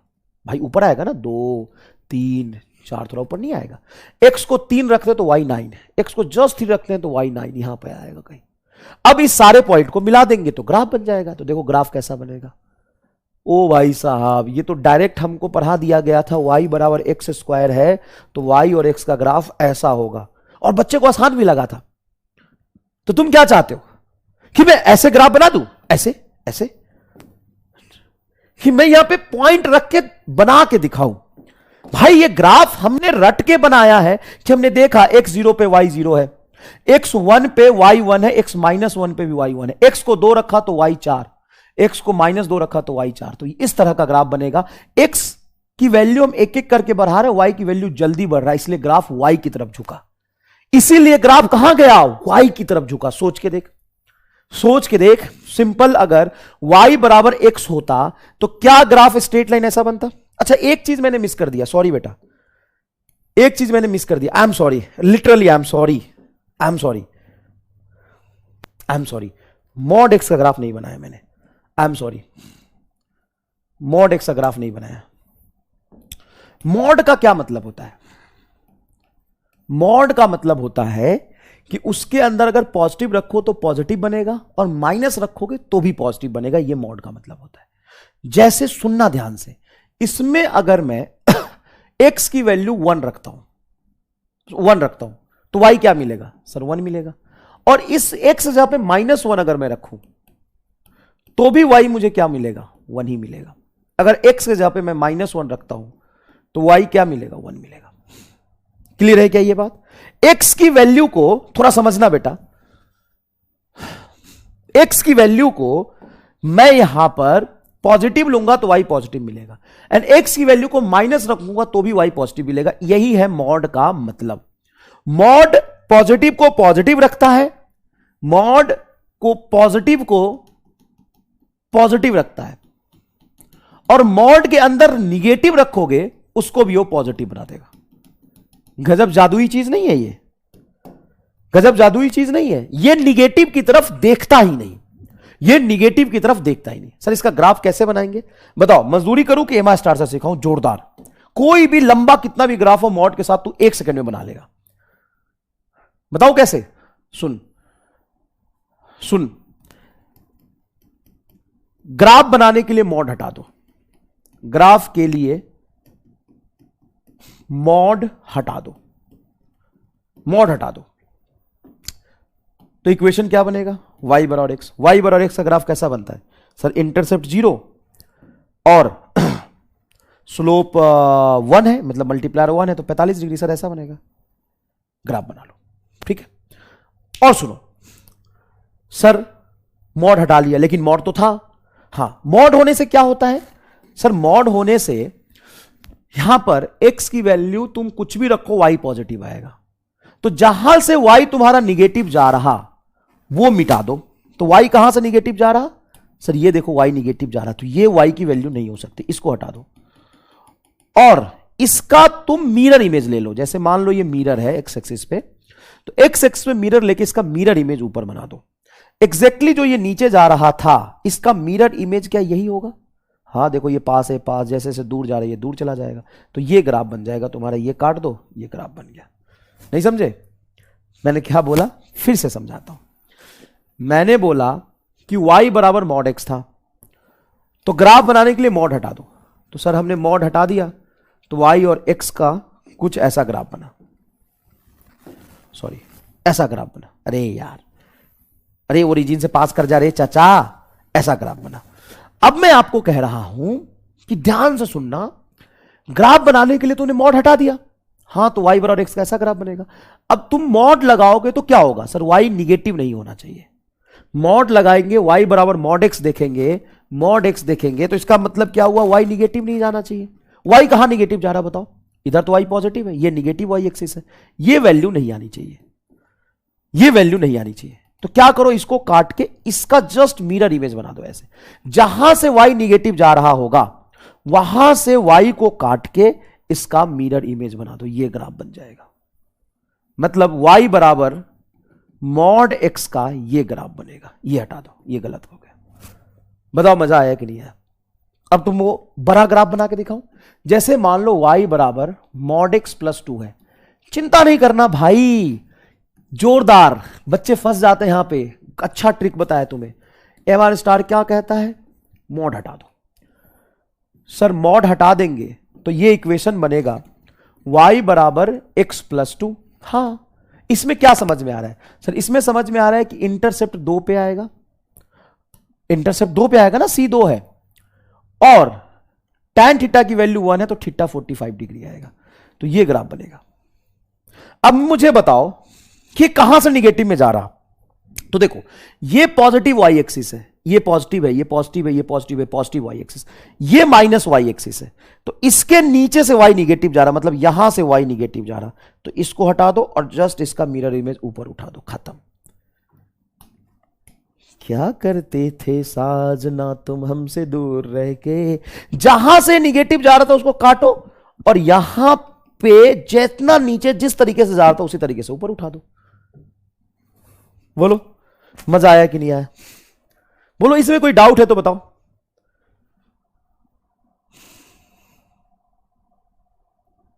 बताओ, इवन फंक्शन मतलब ऑड इवन, अब मैं समझाऊं, इतने बुरे दिन आ गए मेरे अब, है ना, कि मैं तुम्हें ऑड इवन समझाने बैठूं, मतलब इतने खराब दिन नहीं आए हैं मेरे बेटा। y बराबर मान लो 4x माइनस 4 है, बताओ कैसा बनेगा ग्राफ, मॉड है, मॉड है, मॉड है रे, मॉड है, क्या बताया तुम्हें, मॉड हटा, मॉड हटा के क्या बनेगा 4x माइनस 4, ग्राफ बताओ। सर इसमें देखो इंटरसेप्ट तो -4 पर है, -4 पे इंटरसेप्ट आएगा ना, इंटरसेप्ट -4 पे, और ये 4 पे कट कर रहा, मतलब tan थीटा 4 है, यहां पे तुम स्लोप क्या बोलोगे इसका, tan थीटा 4 ही तो बोलोगे स्लोप। हाँ सर tan थीटा 4 है, tan थीटा 4 हो सकता है, हाँ हो सकता है, तो स्लोप तुम्हारा ओवरऑल पॉजिटिव आएगा, तो ये ग्राफ कुछ इस तरह का बनेगा। सर यहां पे एंगल क्या होगा, एंगल होगा theta is equal to tan inverse force, ये कोई वेल डिफाइंड एंगल नहीं आता, 60-70 60-30-45 नहीं आता, कोई एंगल होगा थीटा जो कि एंगल पॉजिटिव आया, मतलब स्लोप पॉजिटिव देगा, ठीक है। अब यहां से y निगेटिव कहां से जा रहा है वो बताओ, सिंपल सी बात है, इधर के ऊपर वैल्यू पॉजिटिव y को देगा, ये पॉजिटिव y को देगा, ये फर्स्ट कोऑर्डिनेट में ये पॉजिटिव y होता है, यहां से नीचे निगेटिव y देगा। हां तो क्या करना आपने को, ऐसे उठा दो, -4 पे कट कर रहा था, ये +4 पे कट करेगा, क्यों भाई, y की वैल्यू -4 हो ही नहीं सकती, जब यहां पे मॉड लगाओगे तो y तो हमेशा पॉजिटिव आएगा। हाँ सर सही कहे हैं, तो सही कहे हैं, तो ये ग्राफ बनेगा आपका। ओ भाई साहब क्या जोरदार है, ये काट दे, ये सही ग्राफ बन गया। बोल मजा आया कि नहीं, कह रहा है -4 को +4 क्यों किया, क्योंकि मॉड 4 पर नहीं है बेटा, मॉड किस पर है, 4x - 4 पे, 4x - 4 पे, मॉड किस पे है, 4x - 4 पे, तो ये पूरा वैल्यू पॉजिटिव आएगा। अब मान लो कि x तुम 0 रख रहे हो इसमें, तो बेटा जब x 0 रखोगे ये 0 -4 आएगा, मॉड -4 कितना आना चाहिए 4, तो देखो +4 पे कट किया। तो ट्रिक बड़ा सिंपल है कि जहां से y निगेटिव जा रहा वहीं से y को मोड़ के पॉजिटिव में ले जाओ, खत्म।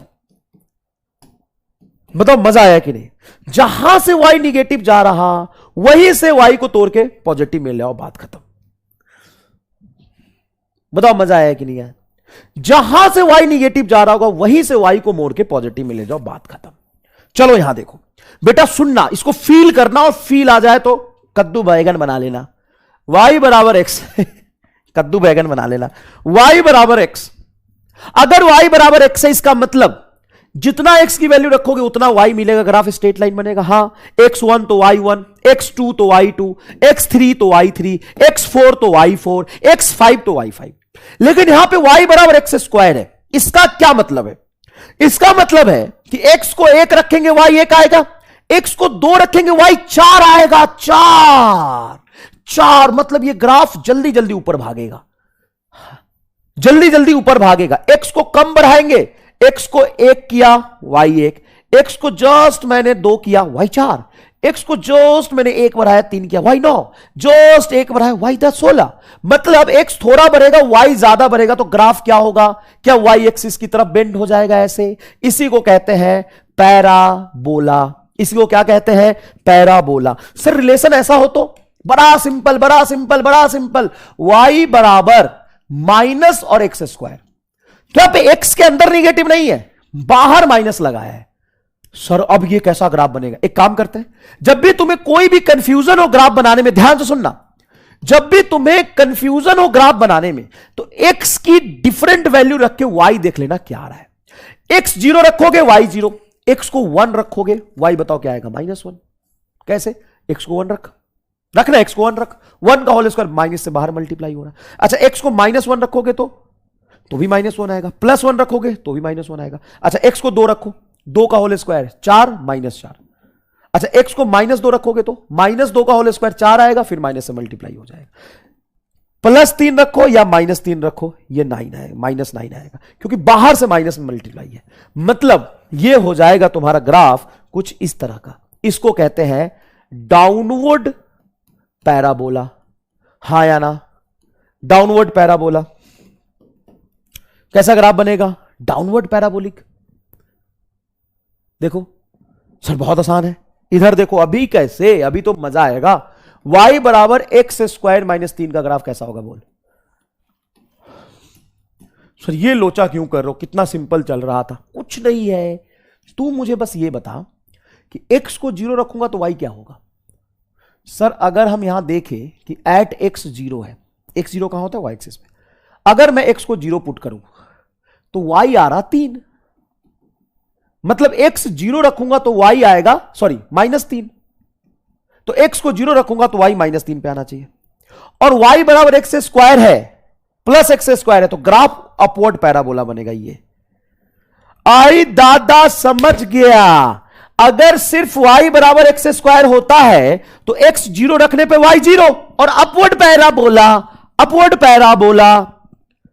और यहां पे y बराबर एक्स स्क्वायर -3 है, तो ग्राफ -3 से शुरू होगा और अपवर्ड पैराबोला। अच्छा मान ले ऐसा इक्वेशन है, y बराबर -x स्क्वायर +4। अब मुझे बता कि -x स्क्वायर है तो डाउनवर्ड पैराबोला, डाउनवर्ड पैराबोला। और x 0 पे 4 आएगा, मतलब 4 से ग्राफ शुरू होगा और डाउनवर्ड पैराबोला। आहा डाउनवर्ड पैराबोला, आहा माइनस है डाउनवर्ड पैराबोला। सर इसका मतलब तो यह है कि अगर y बराबर -x स्क्वायर -5 होता तो आहा आहा -5 से शुरू होगा डाउनवर्ड पैराबोला। सर y बराबर अगर x स्क्वायर +4 है तो आहा आहा 4 से शुरू होगा अपवर्ड पैराबोला। अगर y बराबर एक्स स्क्वायर है, सिर्फ y बराबर एक्स स्क्वायर होता, सिर्फ y बराबर एक्स स्क्वायर होता, आहा आहा 0 से पैराबोला, आहा आहा 0 से पैराबोला। और y बराबर एक्स स्क्वायर +4 है तो शुरू कहां से होगा? कैसा क्यों? रे गधेरा, x को 0 रखूं अगर मैं यहां पर, x को 0 रखूं यहां पर, y 4 आ रहा कि नहीं आ रहा? x 0 रखने पे y 4 आ रहा कि नहीं आ रहा? हां सर, आहा आहा। y प्लस एक्स स्क्वायर, आहा आहा। y माइनस एक्स स्क्वायर, आहा आहा। हां कि ना? हां कि ना?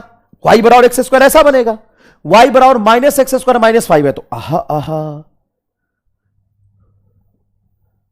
सर इसको मैं स्ट्रेट लाइन के इंटरसेप्ट जैसा भी समझ सकते हैं। हां हां बिल्कुल समझ सकते हैं। आहा आहा आहा आहा।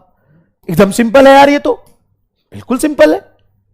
ये इसको इंटरसेप्ट जैसा ही तो समझ सकते हो। -5 पे कट कर रहा देख सर, +4 पे कट कर रहा देख। हाँ y बराबर सिंपल एक्स स्क्वायर है, 0 पे कट कर रहा देख, -3 पे कट कर रहा देख, +4 पे कट कर रहा देख। उसके बाद +x² है तो ऊपर, -x² है तो नीचे। आहा आहा, बोल सर बहुत बढ़िया।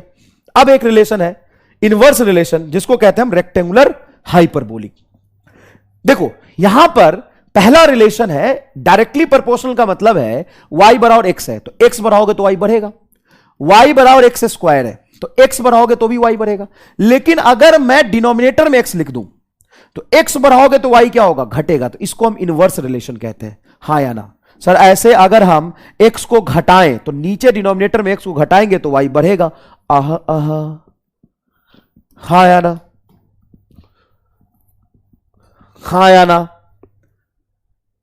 सर, ये बात तो ठीक है।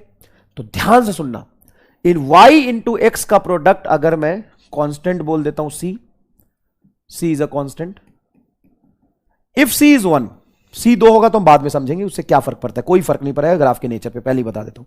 If c is 1 then y into X is equal to 1, y बराबर बनेगा 1/x।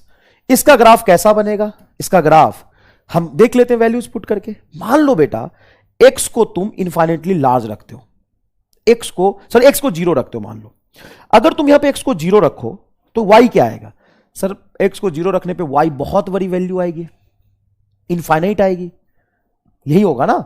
1/0 क्या होता है, इनफाइनाइट, फिजिक्स में यही होता है। सर अगर मैं x को 10 रखूं तो x को 10 रखोगे तो y आएगा 0.1। सर x को 1 रखूंगा तो x को 1 रखोगे तो y आएगा 1। x को 2 रखोगे तो बेटा ये 0.5 आएगा, क्या 1/2, हाँ।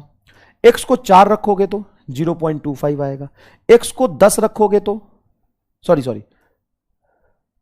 1 मिनट, मैं क्या समझाना चाह रहा था वो भूल गया, रुक जाओ 1 मिनट बेटा, 1 मिनट। x को अगर हाफ रखोगे तो y 2 आएगा, मैं गलती से बड़ी वैल्यू रख दिया। x को अगर हाफ रखोगे तो 1 डिवाइडेड बाई हाफ, तो 2 ऊपर चला जाएगा। भाई ये मैथमेटिक्स में बहुत समझा चुका तुम्हें बेसिक मैथ में, आज तो कम से कम उसका फायदा लेने दे। ले लूं फायदा, ले लूं एडवांटेज ले लूं।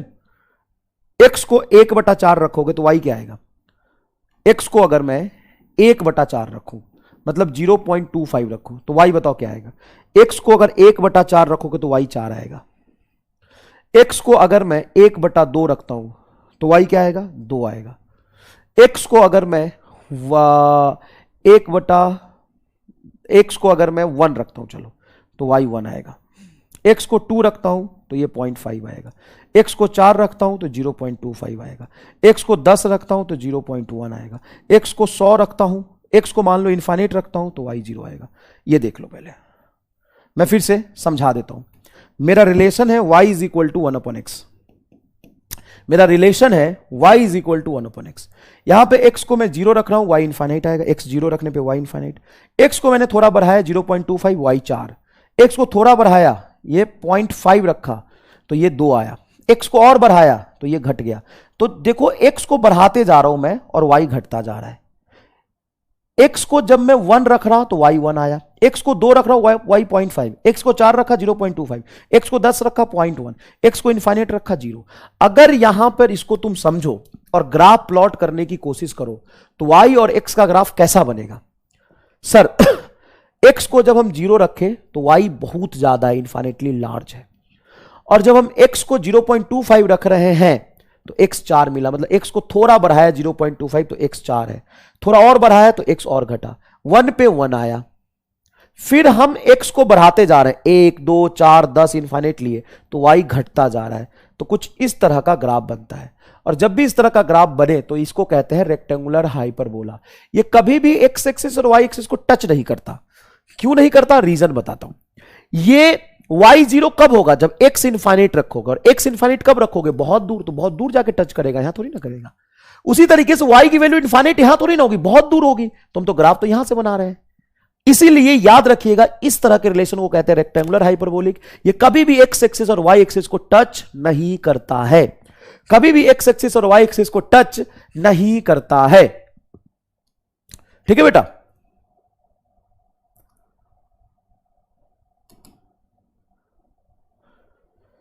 कभी भी ये y एक्सिस और x एक्सिस को टच नहीं करता। क्यों नहीं करता, देखो, क्योंकि x की वैल्यू इनफाइनाइट कहां रखोगे, कहीं यहां पर कि बहुत दूर, तो बहुत दूर जाके टच करेगा। और y की वैल्यू इनफाइनाइट कब आएगी? जब x 0। तो x 0 रखूंगा तो y इनफाइनाइट होगा। इनफाइनाइट कहां होगा? यहीं पे होगा कि बहुत दूर? बहुत दूर। तो बहुत दूर जाके कट करेगा ना, फाइनाइट डिस्टेंस पे कट नहीं करेगा। इसलिए इस ग्राफ को हम कहते हैं रेक्टेंगुलर हाइपरबोला। जैसे y और x का मुझे ग्राफ बनाना है जहां पे रिलेशन है y बराबर 1/x, तो ग्राफ कुछ इस तरह का बनता है। इसी को कहते हैं हम रेक्टेंगुलर, क्योंकि rectangular hyperbola, hyperbola inverse relation की वजह से बनता है। सर अगर graph y is equal to 1/x का हो तो? सर वही तो बना है। अच्छा 1/x² का हो तो? यह भी तो इनवर्स रिलेशन है। इनफैक्ट इसमें x को बढ़ाने से y और तेजी में घटेगा। क्या रीजन है? नीचे x² है सर। यहां पे x को 10 रखोगे तो y 0.1 आएगा, यहां पे x को 10 रखोगे तो ये नीचे 100 हो जाएगा और जल्दी घटेगा। तो क्या ये भी इनवर्स रिलेशन है? हां ये भी इनवर्स रिलेशन। इसका भी ग्राफ ऐसा ही बनेगा, इसका भी ग्राफ ऐसा ही बनेगा। क्या बात कर रहे हो सर? अगर y is equal to 1/x³ होता तो ऐसा ही बनेगा। जहां भी इनवर्स रिलेशन हो लगभग लगभग ग्राफ ऐसा ही बनेगा। लेकिन कुछ तो डिफरेंस होगा इसमें, कुछ तो डिफरेंस होगा इसमें। बताओ कुछ तो डिफरेंस होगा। y बराबर x होने में, y बराबर 1/x² होने में, y बराबर 1/x³ होने में कुछ तो डिफरेंस होगा। हां सर क्या डिफरेंस है बताओ? देखो डिफरेंस तो सबसे पहले एक सिमिलरिटीज भी है। क्या सिमिलरिटीज है? x1 रखोगे y1 आएगा, x1 रखोगे y1 आएगा, x1 रखोगे y1 आएगा। क्यों? क्योंकि 1/x, 1/x² 1/x³ है।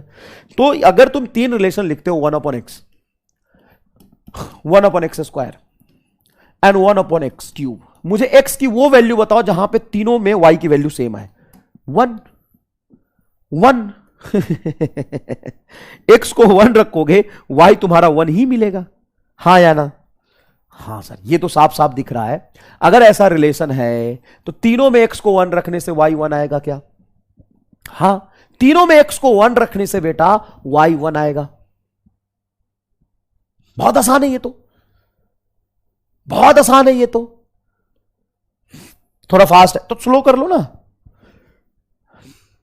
अच्छा इसमें अगर x को मैं 10 रखता हूं, x को मैं 10 पुट करता हूं, 10, तो y क्या आएगा? सर y आएगा 0.1। इसमें y क्या आएगा? इसमें आएगा 0.01। इसमें क्या आएगा? इसमें आएगा 0.001। मतलब क्या है?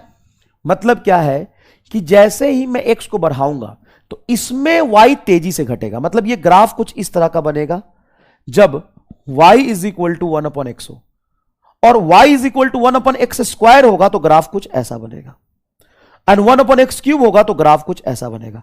मतलब स्टीफनेस ग्राफ की बढ़ती जाएगी। ये ग्राफ जो है y इज इक्वल टू 1/, मतलब थोड़ा ऐसे भी जाएगा, ऐसा नहीं है,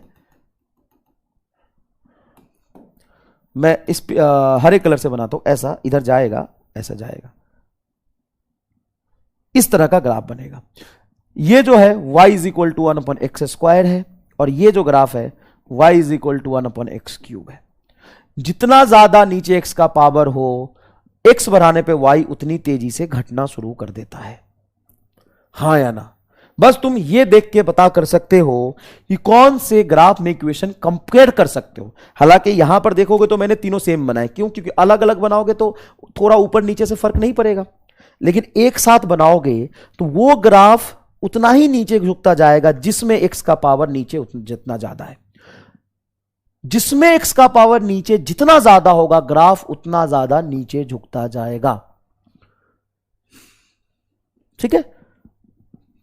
और इसमें ये कर लेंगे तो क्या होगा, वो कर लेंगे तो क्या होगा, वो उसके लिए मैं बैठा हूं, वो सारा कुछ मैं कराऊंगा।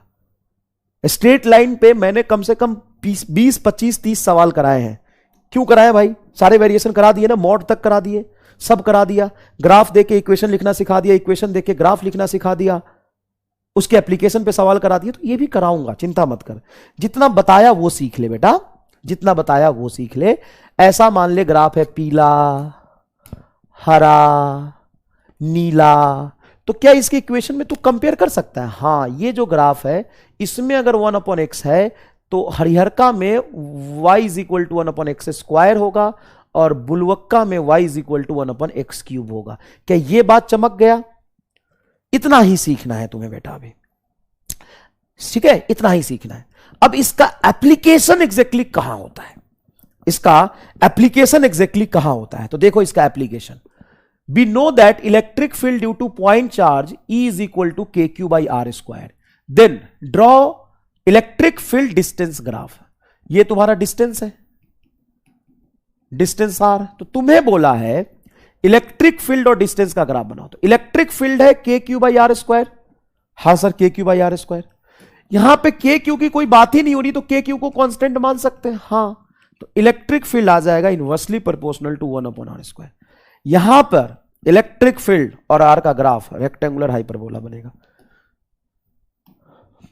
सर लेकिन R स्क्वायर है, 1/ इलेक्ट्रिक फील्ड 1/r होता तो ऐसा बनता ना, 1/r स्क्वायर होगा तो भी ऐसा ही दिखने में लगेगा। थोड़ा बहुत फर्क पड़ता है ऊपर नीचे का, और वो तब पता चलेगा जब एक साथ प्लॉट करोगे। क्लियर है? मैंने तुम्हें यहां पे यही चीज समझाया क्या बेटा, कि देखो 1/x 1/x square 1/x cube, अलग अलग प्लॉट करोगे तो फर्क ही नहीं पता चलेगा, थोड़ा बहुत ऊपर नीचे है, लेकिन जब एक साथ प्लॉट करोगे तो साफ साफ पता चल जाएगा कि जो ग्राफ जितना नीचे जाएगा, जो ग्राफ जितना नीचे जाएगा उसमें x का पावर उतना नीचे ज्यादा रहा होगा। क्या समझ में आया? नीट का पूछा हुआ सवाल एक करोगे, नीट का पूछा हुआ सवाल, नीट 2014 में पूछा था, ये नीट 2014 में पूछा था। क्या सवाल पूछा था? De Broglie wavelength lambda is equal to h by P, draw graph between wavelength and momentum. तो wavelength is equal to h by P है, h तो तुम्हारा कांस्टेंट है, हाँ, तो लेमडा के फॉर्मूले में क्या मोमेंटम नीचे है, हाँ, कैसा ग्राफ बनेगा, लेमडा वर्सेस पी का ऐसा ग्राफ बनेगा। और एक दो ग्राफ नहीं, 10-20 नहीं, मतलब हंड्रेड्स ऑफ ग्राफ बनता है rectangular hyperbolic, hundreds of graph, hundreds of graph पूरे फिजिक्स में, 2 4 5 नहीं, 10 20 30 नहीं, 100-200 ग्राफ बनता है ऐसा। क्या आपको यह चीज समझ में आया? हाँ, तो हो गया, यही तो सीखना था। सुनना बताता हूं, सुनना, सुन सुन सुन सुन सुन सुन सुन सुन y बराबर x है तो ग्राफ स्ट्रेट लाइन, y बराबर x स्क्वायर है तो ऐसे बनेगा, और y के फॉर्मूले में या किसी भी फॉर्मूले में वेरिएबल नीचे आता है तो रेक्टेंगुलर हाइपरबोलिक। इसमें इस वेरिएबल का पावर कितना है डैश फर्क नहीं पड़ता, x हो, x स्क्वायर हो, x क्यूब हो, रूट x हो, डैश हो, रेक्टेंगुलर हाइपरबोलिक ही बनेगा। अब बच्चा बोलेगा सर निगेटिव हो तो, अबे अकल का अंधा, y is equal to 1/x का पावर निगेटिव रखेगा, मान लीजिए तूने रखा, y is equal to 1/x का पावर -2, तो x का पावर -2 है, ऊपर जाएगा तो पावर x स्क्वायर बन जाएगा, तो पैराबोला हो गया। अरे सर ये नहीं समझ में आया, क्या बोला आपने सर, यही चीज खराब लगता है सर, आपका यही चीज खराब लगता है सर, जल्दी में क्या बोल देते हो समझ नहीं आता। अरे गधा, मैं कह रहा हूं कि तूने बोला कि अगर x नीचे है तो रेक्टेंगुलर हाइपरबोलिक बनेगा, चाहे उसका पावर कुछ भी हो, चाहे उसका पावर कुछ भी हो, 2 हो, 3 हो, 4 हो, 6 हो। सर -2 हुआ तो निगेटिव में आ गया तो, अरे लल्लू राम, x का पावर -2 अगर नीचे है, इसको ऊपर ले जाएंगे तो x स्क्वायर बन गया, और y बराबर x स्क्वायर तो पैराबोला होता है। तो थोड़ा रटने से काम चलेगा कि मुंह नाक कान खोल के देखना पड़ेगा? हाँ सर, ये तो ऑब्वियस सी बात है, थोड़ा सा देखना पड़ेगा। एक तो नीचे है और नीचे पावर निगेटिव है तो ऊपर चला जाएगा ना यार, तो उसको तो सोचना ही नहीं। तो जब भी फॉर्मूले में वेरिएबल नीचे आ जाए तो ग्राफ रेक्टेंगुलर हाइपरबोलिक ही बनेगा। जब भी फॉर्मूले में वेरिएबल नीचे आ जाए तो ग्राफ रेक्टेंगुलर हाइपरबोलिक ही बनेगा। जैसे lambda is equal to h by P, तो p नीचे है, लेमडा और p में ग्राफ रेक्टेंगुलर हाइपरबोलिक ही बनेगा। ठीक है, और आज का सबसे इंपॉर्टेंट बात, आज आपको डीपीपी मिलेगा लेकिन करना नहीं है, उसमें कुछ ग्राफ सर्कल और इलिप्स के होंगे, वो मैं पढ़ा दूंगा तो करना है। ठीक है, तो नेक्स्ट लेक्चर में ग्राफ खत्म करके हम लोग डिफरेंशिएशन शुरू कर रहे होंगे, क्वाड्रेटिक भी पढ़ेंगे। ठीक है, चलिए धन्यवाद।